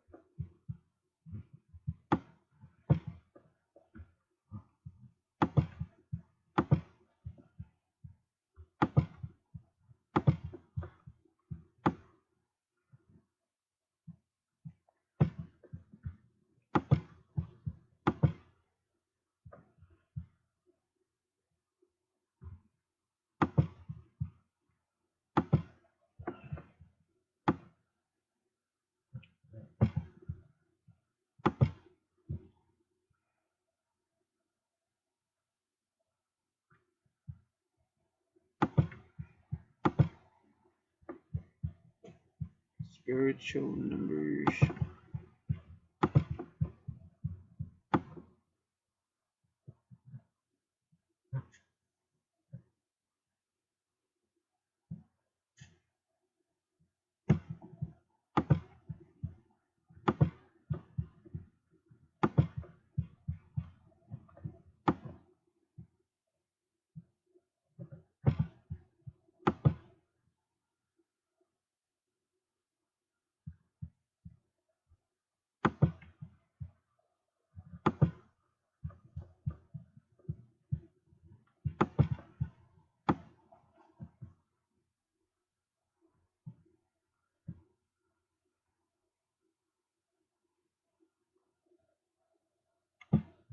All right, I'm just looking at a couple of things.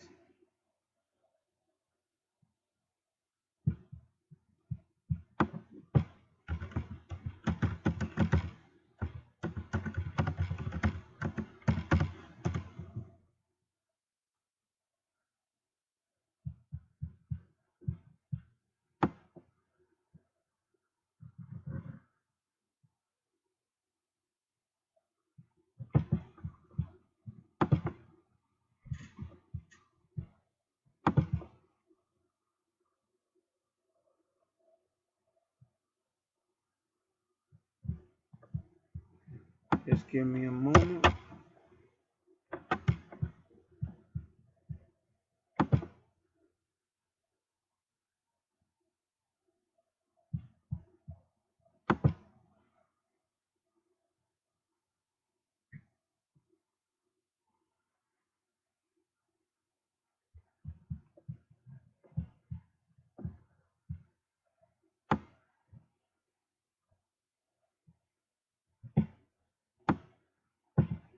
All right, I'm just looking at these websites that came up. What is this? Anything to make this stuff difficult. Automatic zoom. I need you to open up.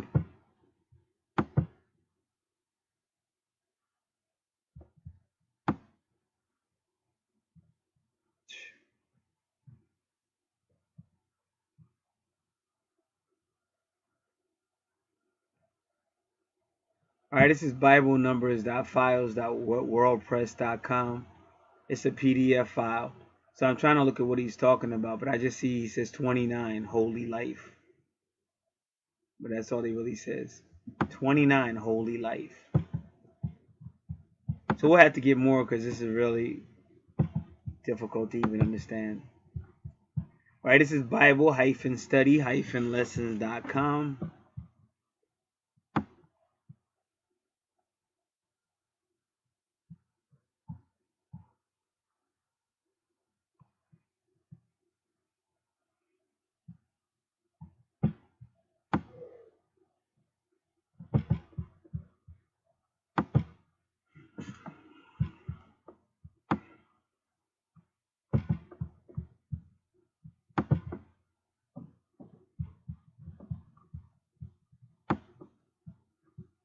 Bible study 29.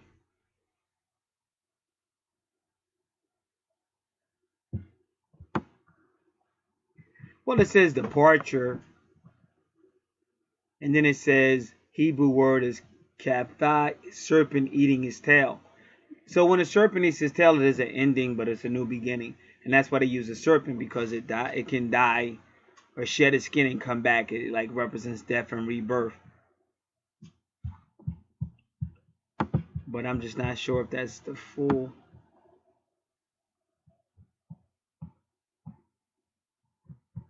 All right, so we'll get this.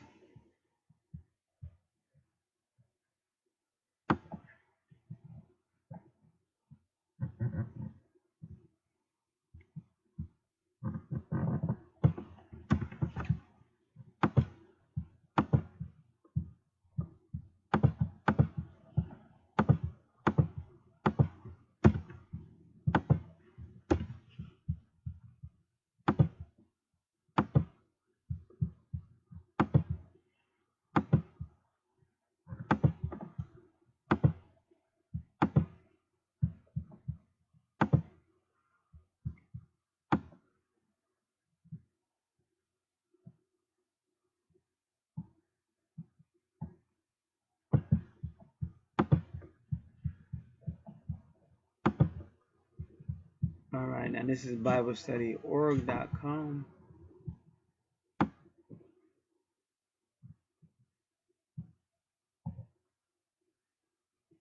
The biblical meaning of number 29, King Amaziah of Judah, a good king, ruled for 29 years.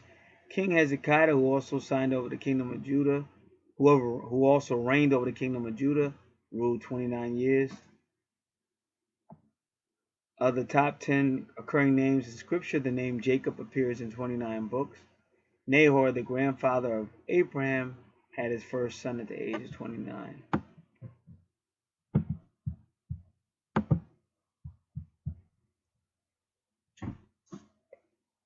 WritingTheBeast.com.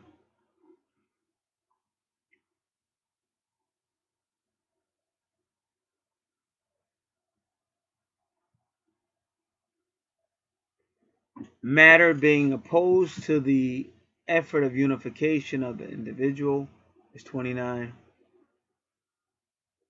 Solidarity and conflict with divisions of the world.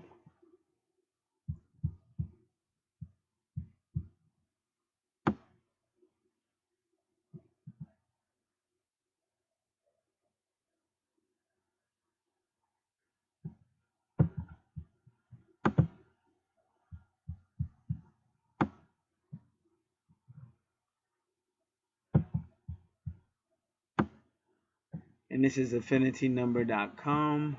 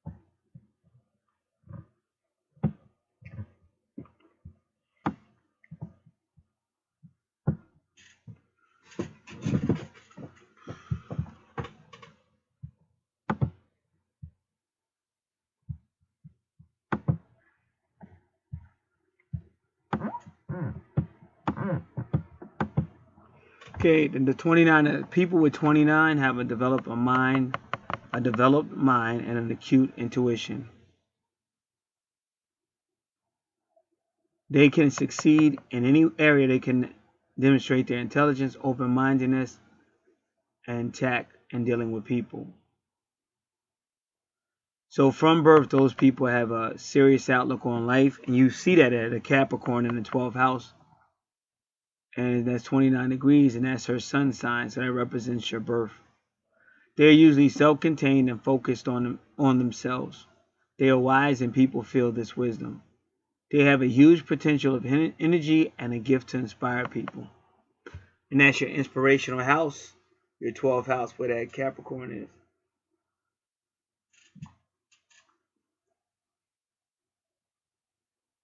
From a materialistic point of view, they are lucky in life, and money does not matter to them much. So you have to understand, see, her second house, her money house, is connected to her 12th house through Pisces. But then you got Jupiter there. Now, whenever you see Jupiter in the second house, that person's protected by an angel. And that angel is Jupiter. And it can mean wealth, but it may not necessarily mean wealth in the 12th house. But it can mean wealth if Jupiter's in your 12th house. It can mean wealth. But Jupiter's going to help you either way. And Jupiter deals with karma too. And in the second, but if you see Jupiter in the second house, it's definitely going to mean some type of person's always going to have money or wealth.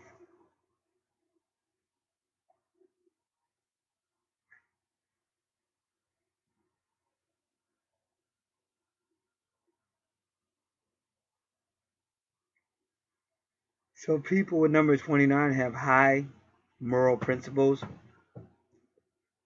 and if they worry about money, it's either to help others or just provide for themselves or their families. They say if they get in a dispute, these people will be reasonable, but they won't use dishonest means. But they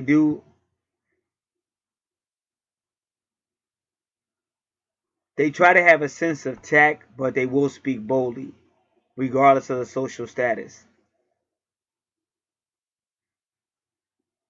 They express themselves openly and directly. And they have a gift of making others feel their sincerity and determination.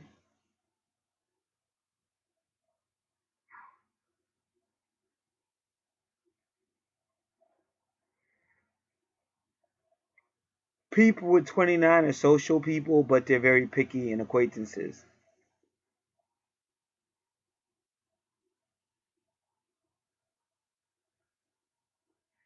They're compassionate, kind, and gentle. They can feel other people's emotions, which means they're emphatic. They love beauty and harmony.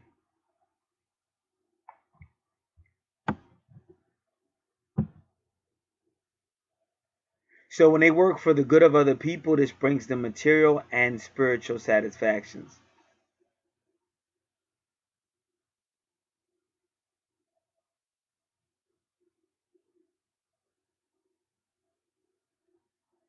But they may suffer from depression or frustration. And what I'm being told is that's the only way you would defeat yourself, by getting depressed or frustrated. That's why I said negative energy knows that. And that's why if you think things are going wrong or whatever, it's negative energy. Or you think, wow, it really seems like God hates me. It's usually negative energy. Or God is just getting you ready for something.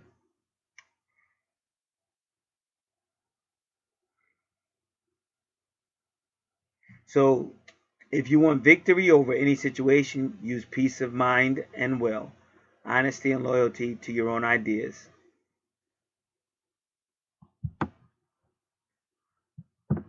They're brave people, ambitious, but if they get defeated in anything, they can become depressed. Because they're very smart, they would have good academic careers.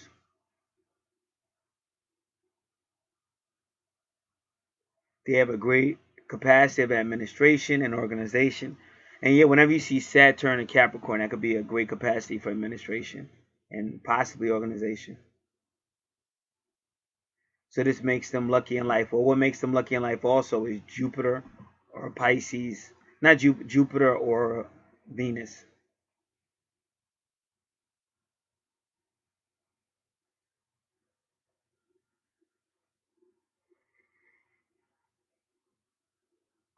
They are very goal oriented and they don't like to fall to second place.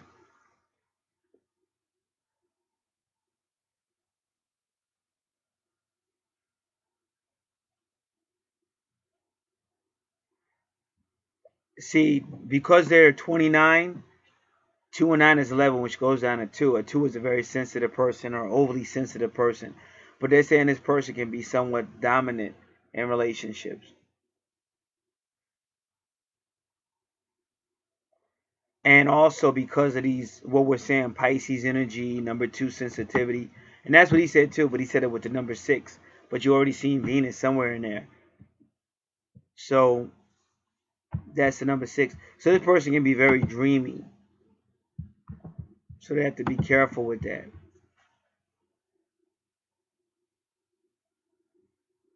Because at some point reality is going to hit in and they're not going to like it because they never learn reality. And that's what a Pisces does. Like a Pisces will just take a person they like or have feelings for and they'll put that person on a pedestal like the person can't fall. And then when they see the person's imperfections, it's kind of hard for them to handle. Now, if you were to see Pisces in, If you were to see Venus in Pisces, that's unconditional love. But you have to be careful of Libras, Virgos, and Pisces, because they tend to make everything idealistic, and the world is not perfect.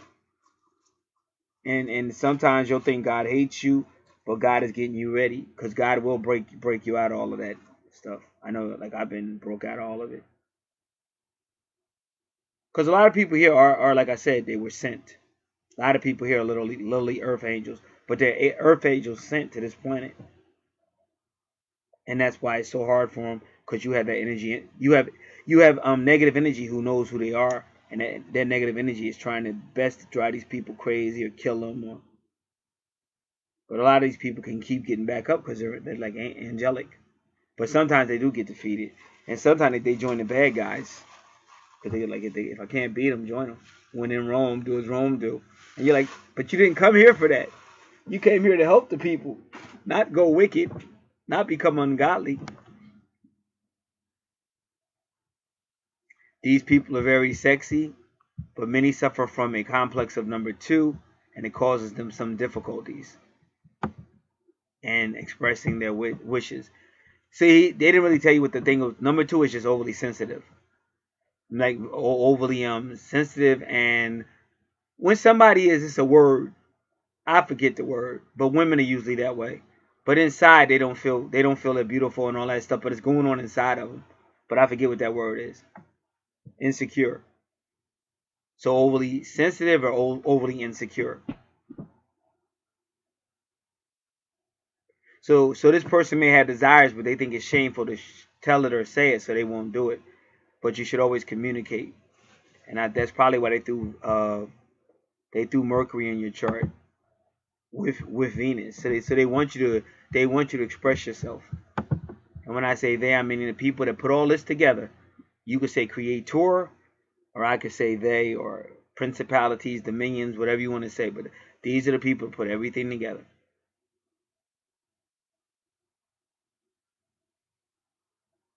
So they need a partner who is expressive. So they said he doesn't need to be dominant, but he does have to be able to speak. He can't be coy or shy.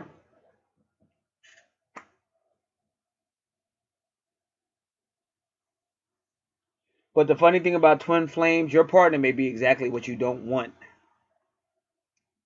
for a lot of different reasons. So when you're dealing with twin flames, you have to learn to swallow your pride a little bit and stop trying to make the whole world do what you want it to. Because your partner might be totally not what you don't want. And sometimes it's just different because people got strong points and weaknesses. But in any twin flame situation, you gotta get to the point of communication. And we're getting ready to go in because you see this is where she has her Aries at, and this is the 3rd house, and we'll explain it. But in any relationship or twin flame situation, you got to get past the silly stuff that keeps you separated.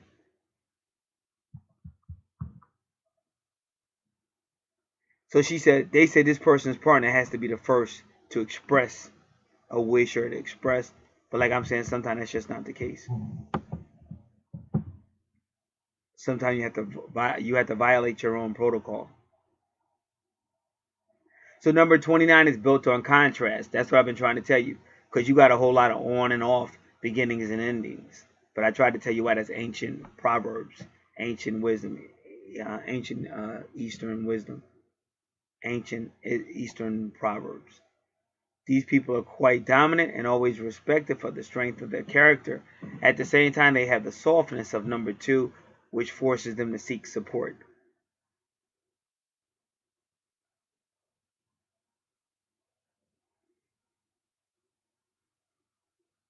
So with the number 2, they need somebody to encourage them.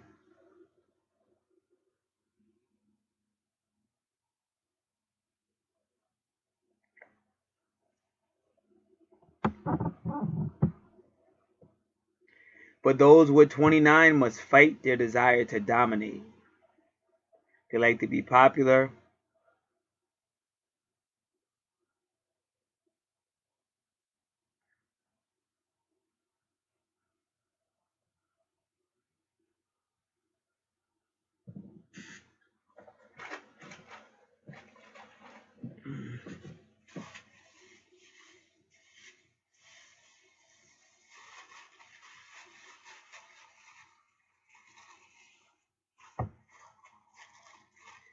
They must study or learn from experience to make their bad days right.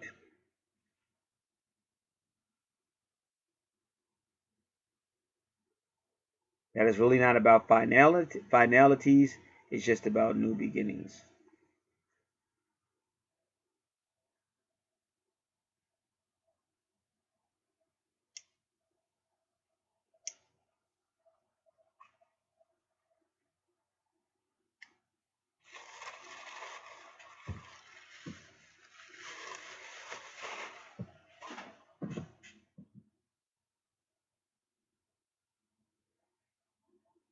They need to learn to bite off only as much as they can eat. Because we already heard this person takes on, and never really finishes anything.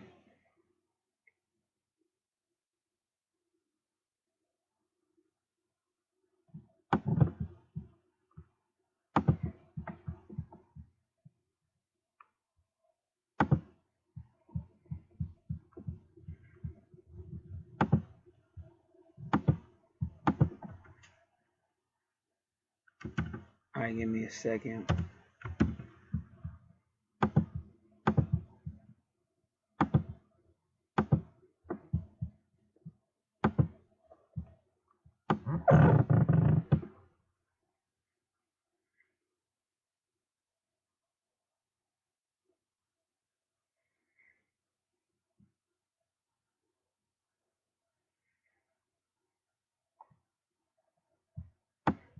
The number 29 can work well with people or with humanity as a whole.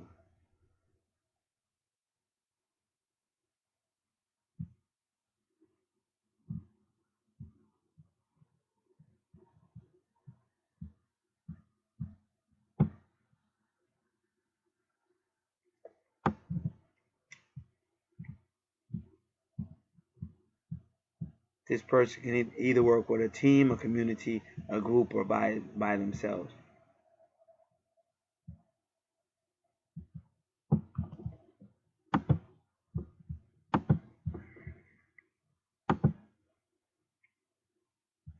All right, so let's do this. Let's do 29 degrees Aries.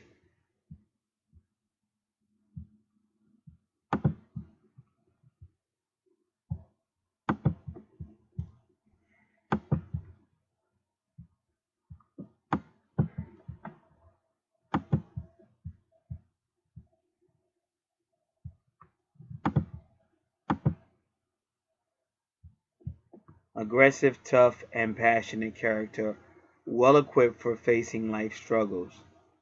One is able to use physical strength as well as intellectual weapons, according to one's social background. One is mainly interested in life's materialistic aspects and protects efficiency, one's rights and assets.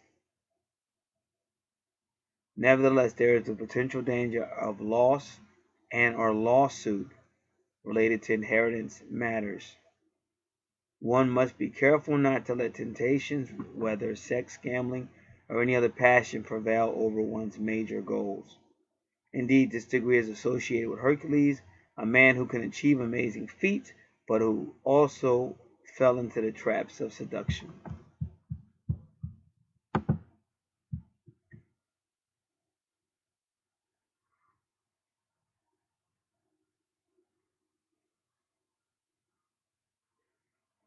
All right, so when your third house is ruled by Gemini, Gemini deals with younger children, younger education, siblings, the community around you, the mind, a strong mind, very mental, communications, very creative house, very creative house. The third house and fifth house are the creative houses. You have other creative houses, but those are the ones that immediately come to mind. Now, the challenge of the third house is this: if you're in a twin flames relationship, Gemini doesn't like to go deep. Neither does Aquarius. So Gemini will, still a little immature, still wants to argue. And Gemini want to, give up one way or another, or withdraw, or just do something immature instead of saying, okay, we got these challenges. How are we going to work it out? So when you see Aries in the third house, you know you got situations there. And see your moon is at 29 degrees. So the moon is emotional as well. And again, all the stuff is internal. And so you can't be in a relationship when you go internal, because that means you're really choosing not to talk about it, or you're just choosing to carry it and make yourself miserable, or be sneaky about it. Because the other person, if you were in a relationship, they don't really know. So even if they were wrong, if you don't bring it up and talk about it, you're still kind of wrong too, because that person's not being given an option to say, I'm sorry, let's try to work this out, because you're already just holding everything in. So that's feminine. And it's funny how all your 29 degrees are like, the sun is masculine, the moon is feminine, but then you have Mars as well. And that's Mars tends to be more considered more masculine energy. So all these are at like the end of a situation. Like in your 12th house, you apparently learned, because the 29 degrees, that means you've mastered the whole Vesta Capricorn energy. But now in this house, with the Aries, and it's healing going on because you got Chiron. And sometimes we need to speak up.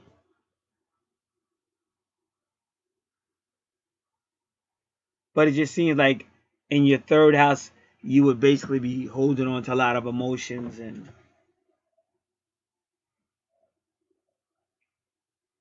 you know, when you start at 1 degree Juno, because Juno means you're going to find yourself in a serious relationship with either Aries energy or Gemini energy.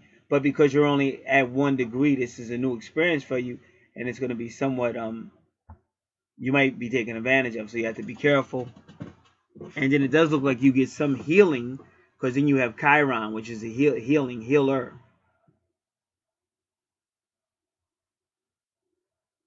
But you're leaving this third house with the moon, which means some type of emotional, uh, feminine energy.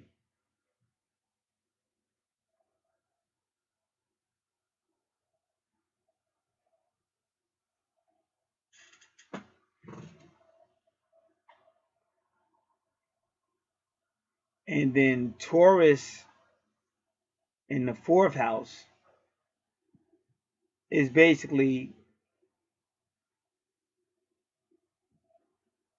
Taurus means well, but Taurus has because you got to avoid bullying, because Taurus might mean well, but people may see it as bullying. And Taurus likes to put value on everything, including people. But you really shouldn't put value on people, because they're people. They're not cars, they're not assets and possessions. Your fourth house has to do with teenage to adult education, land and property, real estate, ancestors and family, the heart or vehicles, possibly travel.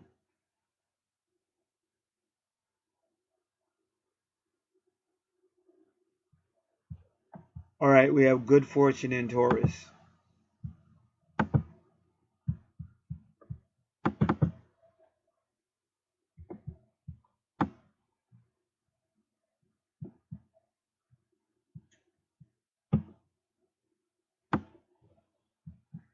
Good fortune in the fourth house. So this person needs a sense of feeling. It doesn't have to be a literal house, but they have to have a sense of home or feeling somewhere. Because if they don't, then they can't progress to have a career in the 10th house. So they have to have a feeling of home in a person before they can progress on a career and reputation, which is the 10th house, which is also Capricorn energy. These people tend to be very patriotic.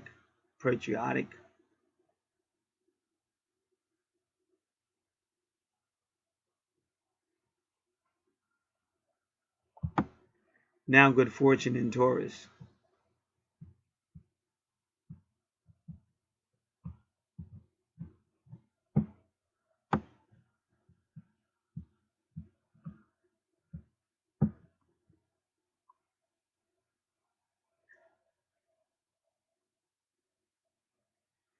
So a good fortune in Taurus is a very productive person. So they would be very productive in any of those fourth house areas I named.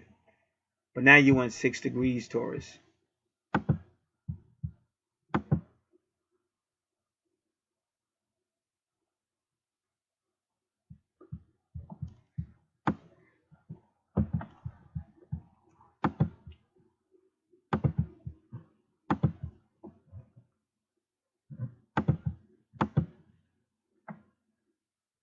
Superficial, trusting, and carefree character. Good-looking features and sex appeal are the main assets, which bring about happiness and love and a comfortable lifestyle effortlessly. Should the natal chart concur, conceit, money, and lust for power prevail over moral concerns. In any case, there is a propensity for leechery. That means hanging on to somebody else, using somebody else for what you can get from them. One must not overindulge in sensual pleasure, because this degree indicates a danger of violent death or ruthlessness, whether one is the perpetrator or the victim. So I'd be very careful of that.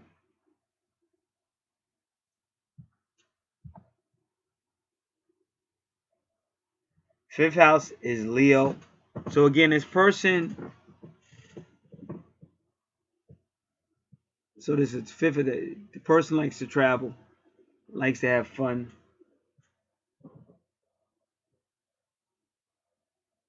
And probably very creative, because Gemini rules the third house. That's a very creative house. And then Leo rules the fifth house, and the fifth house is very creative. So this person's very creative, great mind, very creative, great mind for having fun, love taking trips. Whether they're short distances or not, they love to get out, love to take trips. But they really need that fun to function. See, because like I said, Gemini don't want it to be deep. So if you have a point to make with this person, you would try to keep it fun, because you'd have a better chance of them listening. Because if you kept it kind of serious, this person may inwardly turn you off, even if they didn't mean to.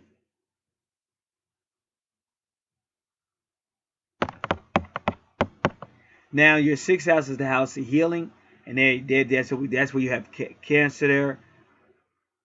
Your sixth house is the house of healing, home, health, daily activities, small children, co-workers. Now Saturn retrograde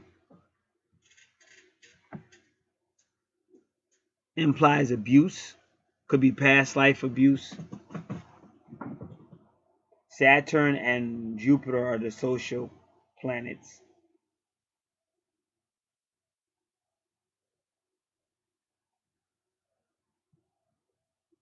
It could mean delays. It could mean you just started something and had to stop it, or you thought it was done and found out you had to do it over. It could mean thinking authorities out to get you, or always standing up for yourself. But it can mean abuse, whether you being the abusive one or somebody abusing you either now or in a past life. And you have to be careful, because this is the home and family sector. So it's implying abuse. Either you are doing the abuse, or you being victimized by the abuse. So you have to be careful, especially when we look back at your fourth house, your family house, and see Taurus there, because Taurus can be a bully. It just depends. So we got to be very careful of any abuse in a home sector, family sector, or service sector, because that's a service sector too. And even some of this could mean like daily activities, or even place of employment, because Saturn does rule Capricorn, and Capricorn rules the 10th house of employment and career and reputation. So we have to be careful of all those areas. 14 degrees Cancer.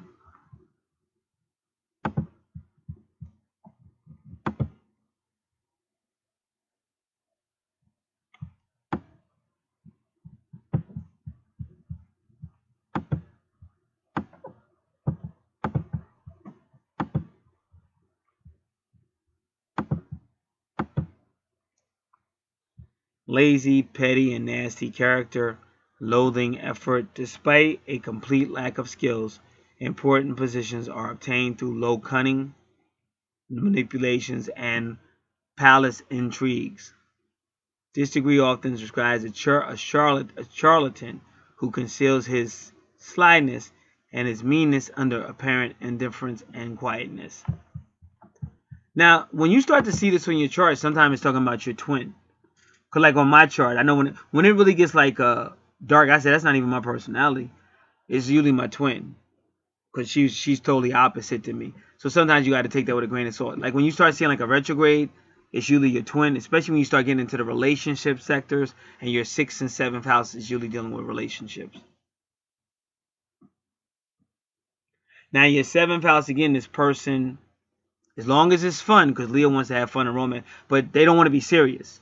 See, your 7th house is commitment in relationships and partnerships and agreements and open enemies and also the legal system.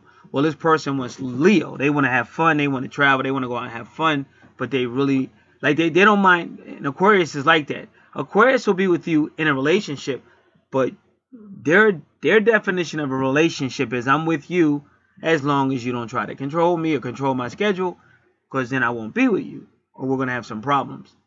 So that's what you're kind of getting in your 7th house. And remember, your 7th house is opposite your 1st house. They work off each other.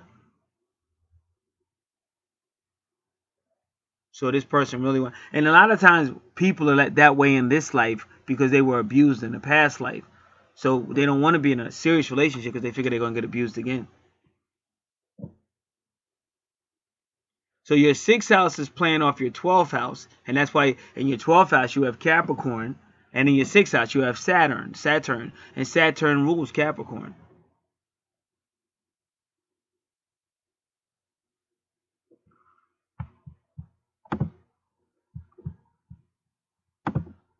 So these are the issues that you may have problems in. And then that's your 7th house. Now your 8th house is all about the... Now you really have to read the 8th house because there's so much that goes on there. And it takes a while to read it because it's a lot. And I usually read it depending on what the placement is. But right now it's no need to read it just yet. It may not, because your chart may not deal with it. But a lot of people deal with 8th house issues.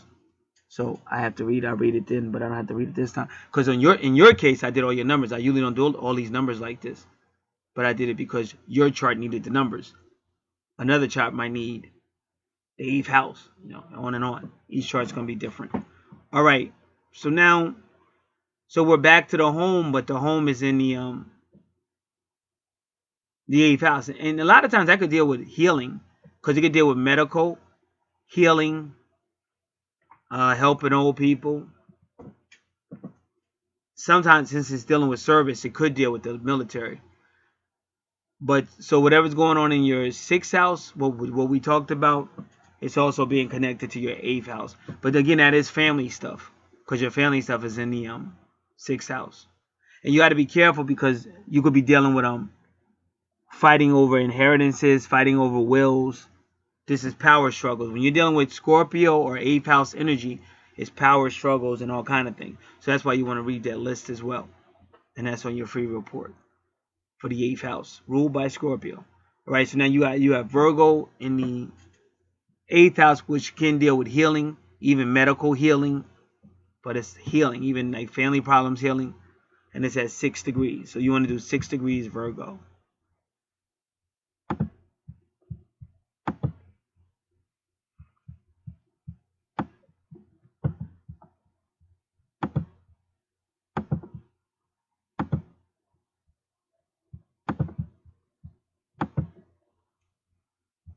Humble, generous, and passive character, which, although not unsociable, behaves walkily when dealing with other people, particularly with persons of the opposite gender. Marriage is an area which is fraught with problems. A nasty female who enjoys doing harm just for the sake of it may prove to have a devastating influence. So we'd have to know who that nasty female is. Now, this is your when you see that cross, that means something significant is going to happen. In the 8th house ruled by Scorpio with Virgo energy. Virgo energy represents the home. But Virgo can be a critical person.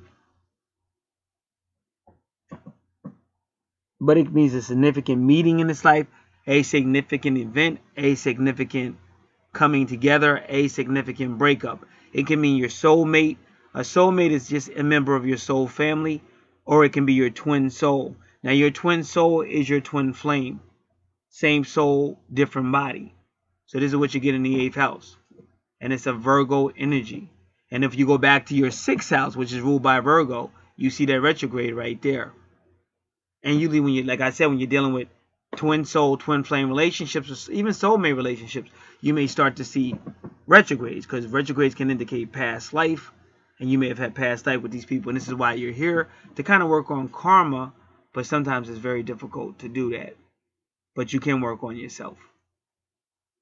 Now, when you go to your 9th house, there it is, relationships. Again, the 7th house.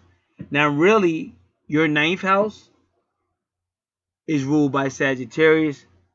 And when you see Libra in the 9th house, it could deal with legal issues. Because the 9th house deals with higher courts, higher law, legal issues. It deals with foreign things.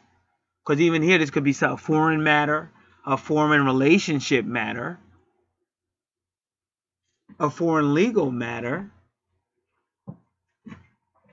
Deals with religion, philosophy.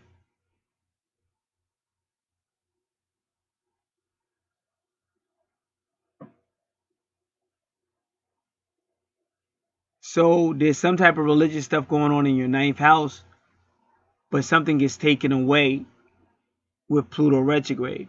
And remember, Pluto rules Scorpio. So wherever Scorpio is, Pluto rules that. But Pluto also rules your 8th house. So this is some type of relationship or home thing that may be taken away suddenly, which forces you to reevaluate things and how you view things. So you want to be real careful of legal issues or relationship issues that can become legal issues. 9 degrees Libra.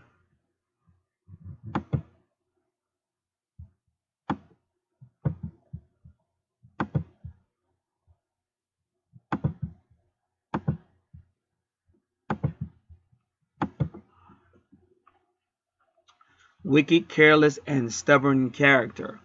Wild instincts should be fought since early childhood. This degree describes a child who is too pampered, or on the contrary, who is completely neglected and left on its own devices. In both cases, there is a strong danger of troubles with the law and the necessity to seek the help of a psychiatrist.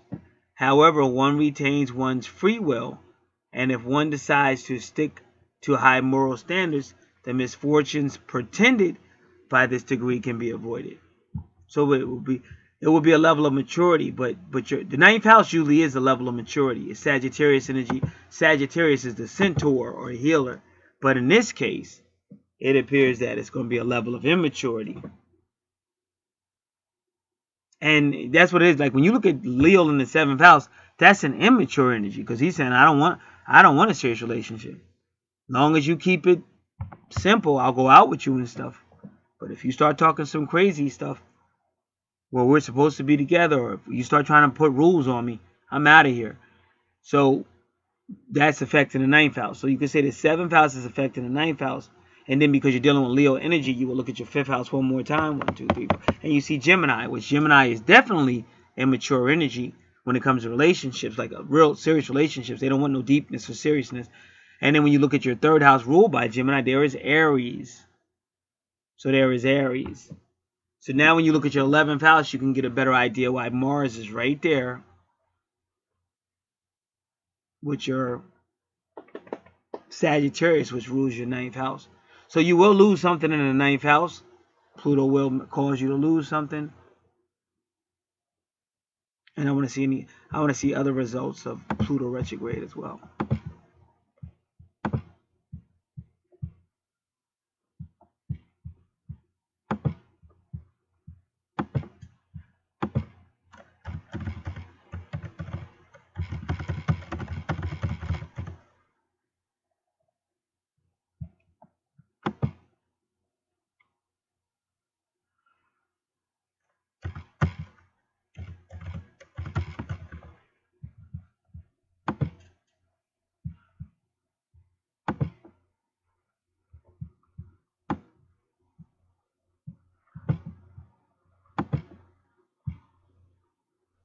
So anybody with Pluto retrograde, they face issues of control, feeling they must control all things around you.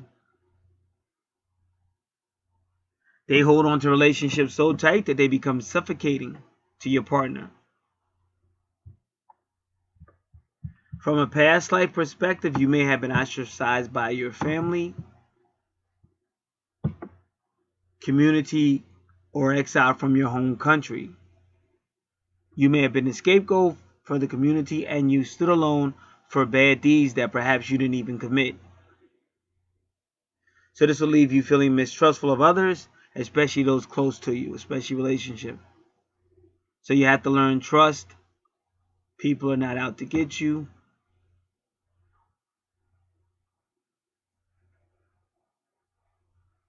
And you have to learn how to turn people off who may try to get under your skin.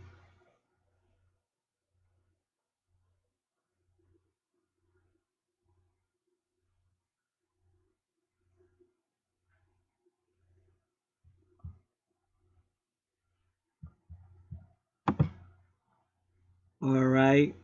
And then they do it again. Right when you get into Uranus,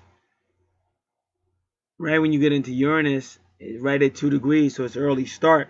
But the good thing about Scorpio, see, this might be a person who's real innovative. Like when you see Scorpio, because Scorpio deals with all kind of sciences and things, but also deals with money and other people's money. So you have this in your 10th house. This is your career. But Uranus is like somebody that comes out with a real innovative way of technology or something. But it could be anything. But sciences, occult stuff, astrology, other people's money, shared resources, but death and rebirth and reincarnation, stuff like Steven Spielberg movies, or that other guy, I think his name was Stephen Hawkins or something. A lot of that's in the 8th house ruled by Scorpio. But you're going to be like innovative, and you're not going to be conventional. And that may even help you financially. But your 11th house, see now your 10th house is connected to your 1st house because Uranus rules Aquarius. But your 10th house is also connected to your 12th house because Capricorn rules the 12th house. So you're a very psychic person. You could see that by your 10th house with Neptune and Sagittarius energy. That's your 11th house. And that's your true north node. You can see it with the Pisces, Jupiter. Even the moon in the 3rd house.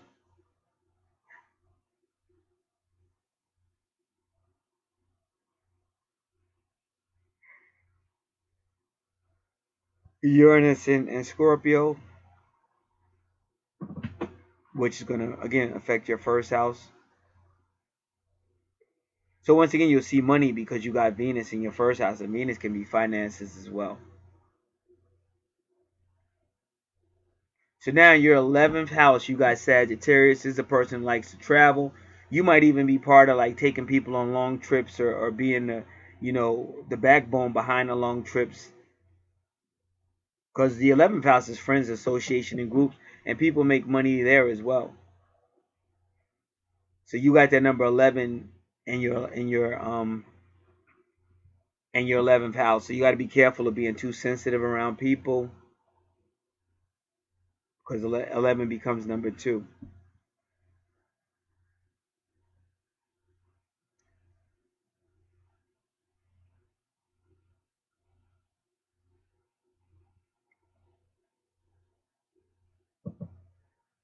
So your true north node is your life purpose, 11th house.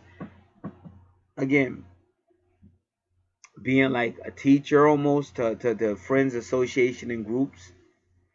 Probably a healer, like a Centaurian healer, Sagittarians, because that's a Centaur. Healer. Long distance matters. It could still be law. Foreign communication, foreign language, philosophy, in-laws, higher courts, higher laws.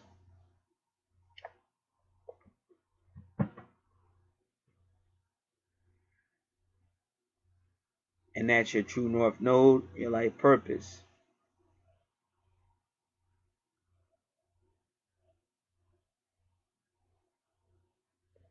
Now we're going to look at Neptune conjunct Mars again, but I think that has to do with the breaking down of obstacles or walls. We'll look at that again.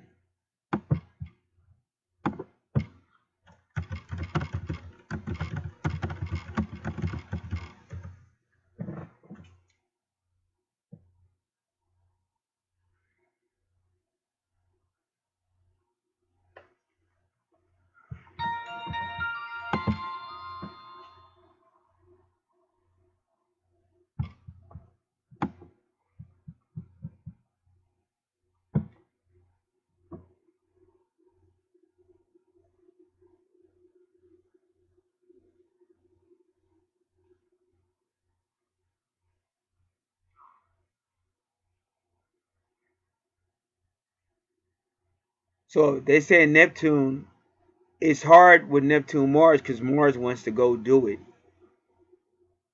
And Neptune might be not focused. Neptune might be in a fantasy land somewhere or too idealistic.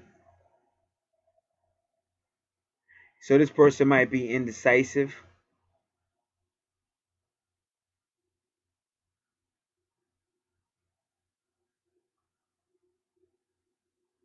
And they say this person may lack, they don't want to accept responsibility for decisions they make and things like that, which can cause further problems.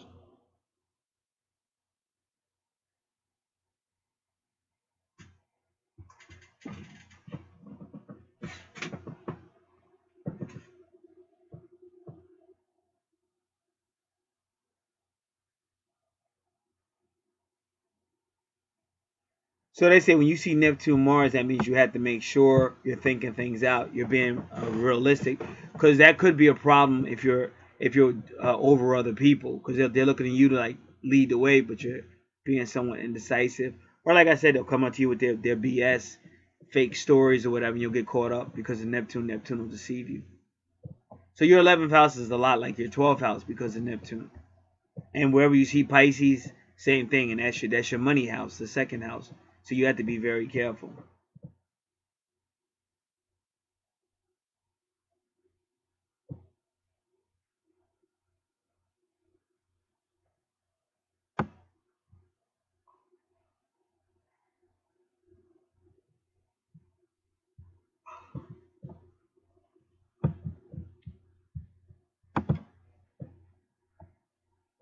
But because it's at 29, it seems like you'll get through it.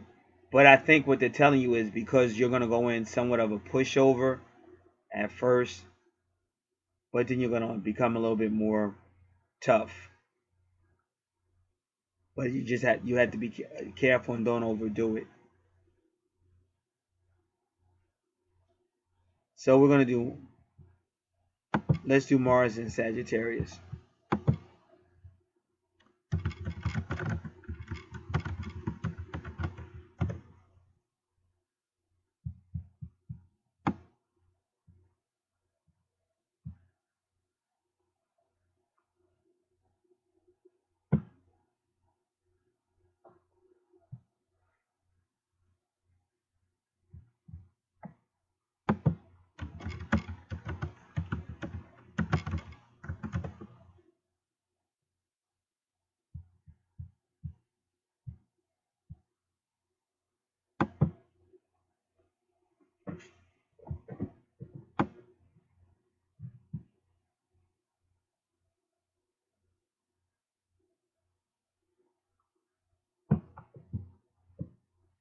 So Mars in Sagittarius indicates you will assert yourself in frank, spontaneous, optimistic, idealistic, lively, sociable,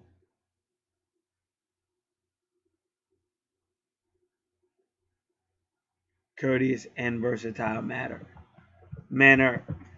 Yeah, but again, that looks like it only comes after you learn to do so. But before that, you're kind of like delusional, and you may like really have people saying, "Oh, you said this, and now you're saying that," or you weren't clear or something. So you're gonna have to learn how to be like really more take charge. Mars, and basically tell Neptune, Neptune's perfect if you know how to use it. But you just, like I said, a lot of stuff you just have to be careful.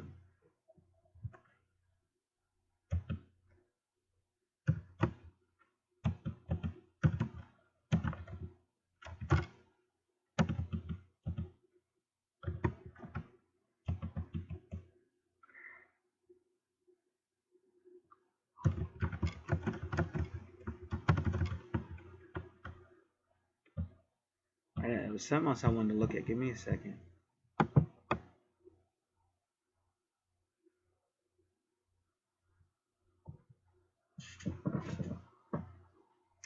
But whenever you see Neptune and Sagittarius, that's a highly psychic person, and they're not just in touch with the universe, but yeah, they are in touch with the universe and the world around them. And that looks like a horseshoe. That's your true north node. So that's your life purpose, to really work with these people, and I guess be encouraging with them, because Neptune can help you be encouraging and even spiritual, but you just can't be so idealistic that they feel like you're mislead. They'll feel like you're misleading them, like they don't know if they can trust you. So 8 degrees Sagittarius.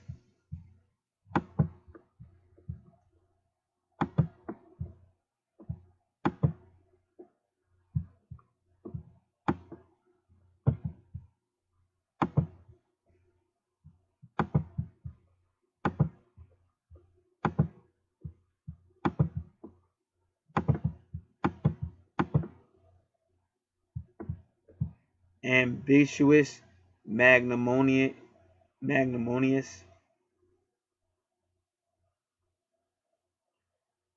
magnanimous. That's how they spelled it. I think the word is magnanimous, but they spelled it Magnanimous.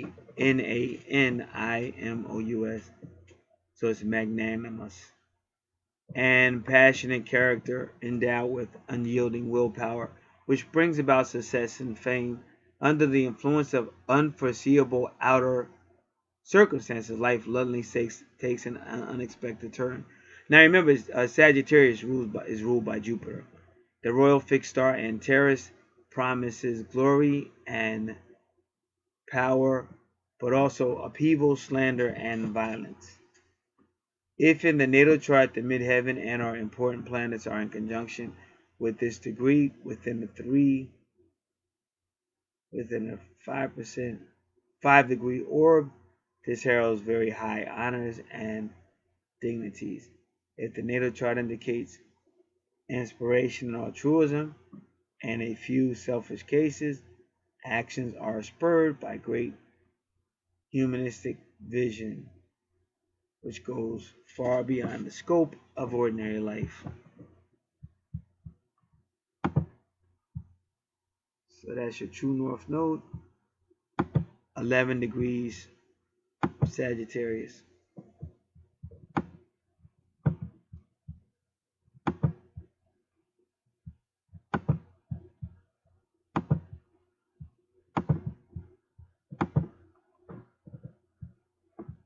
Greedy and sensual character, one indulges in depredation and is willing to sacrifice everything to meet one's materialistic and sexual needs. There's a strong probability of ruin. In the chart of males, there may be premature senilities or impotence. In the chart of females, sex and flattery are used in order to misappropriate other people's wealth.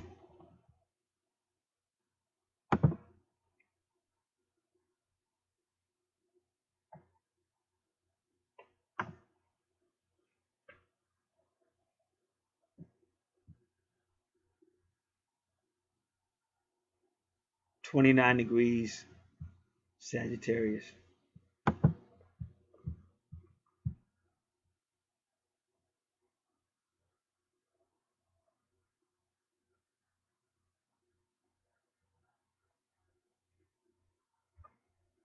11 degrees Sagittarius. Let me see.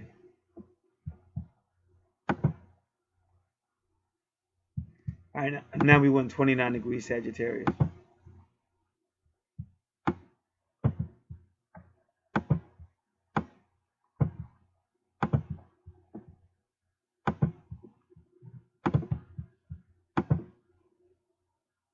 secretive, intuitive, and independent character. One relies exclusively on one's great intellectual capacities and broad knowledge. The path chosen probably includes hardships and requires sustained efforts, time, and concentration. Success and wealth can be achieved in the iron and steel industry, the research of new alloys, or in archaeology.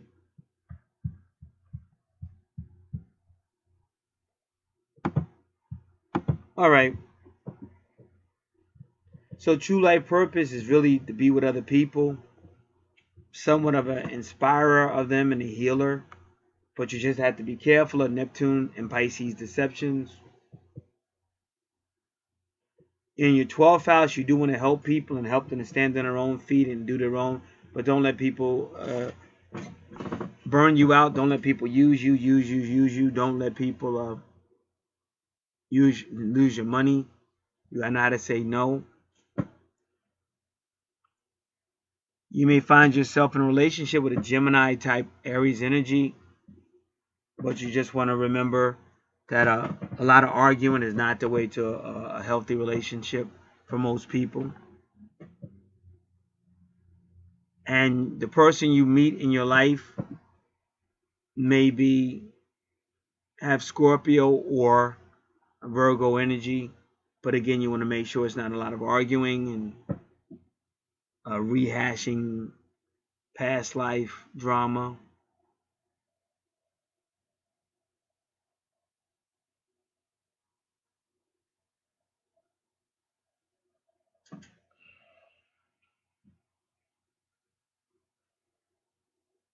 Your true life purpose may include 8th house matters, so you can get more familiar with that by reading the list of everything that's in the 8th house.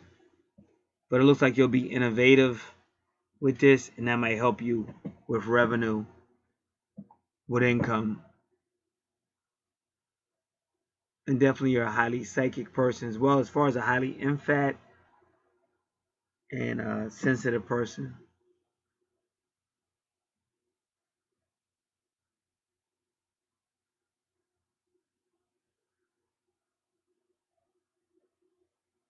Right now, remember, we do have a new services offered and priceless.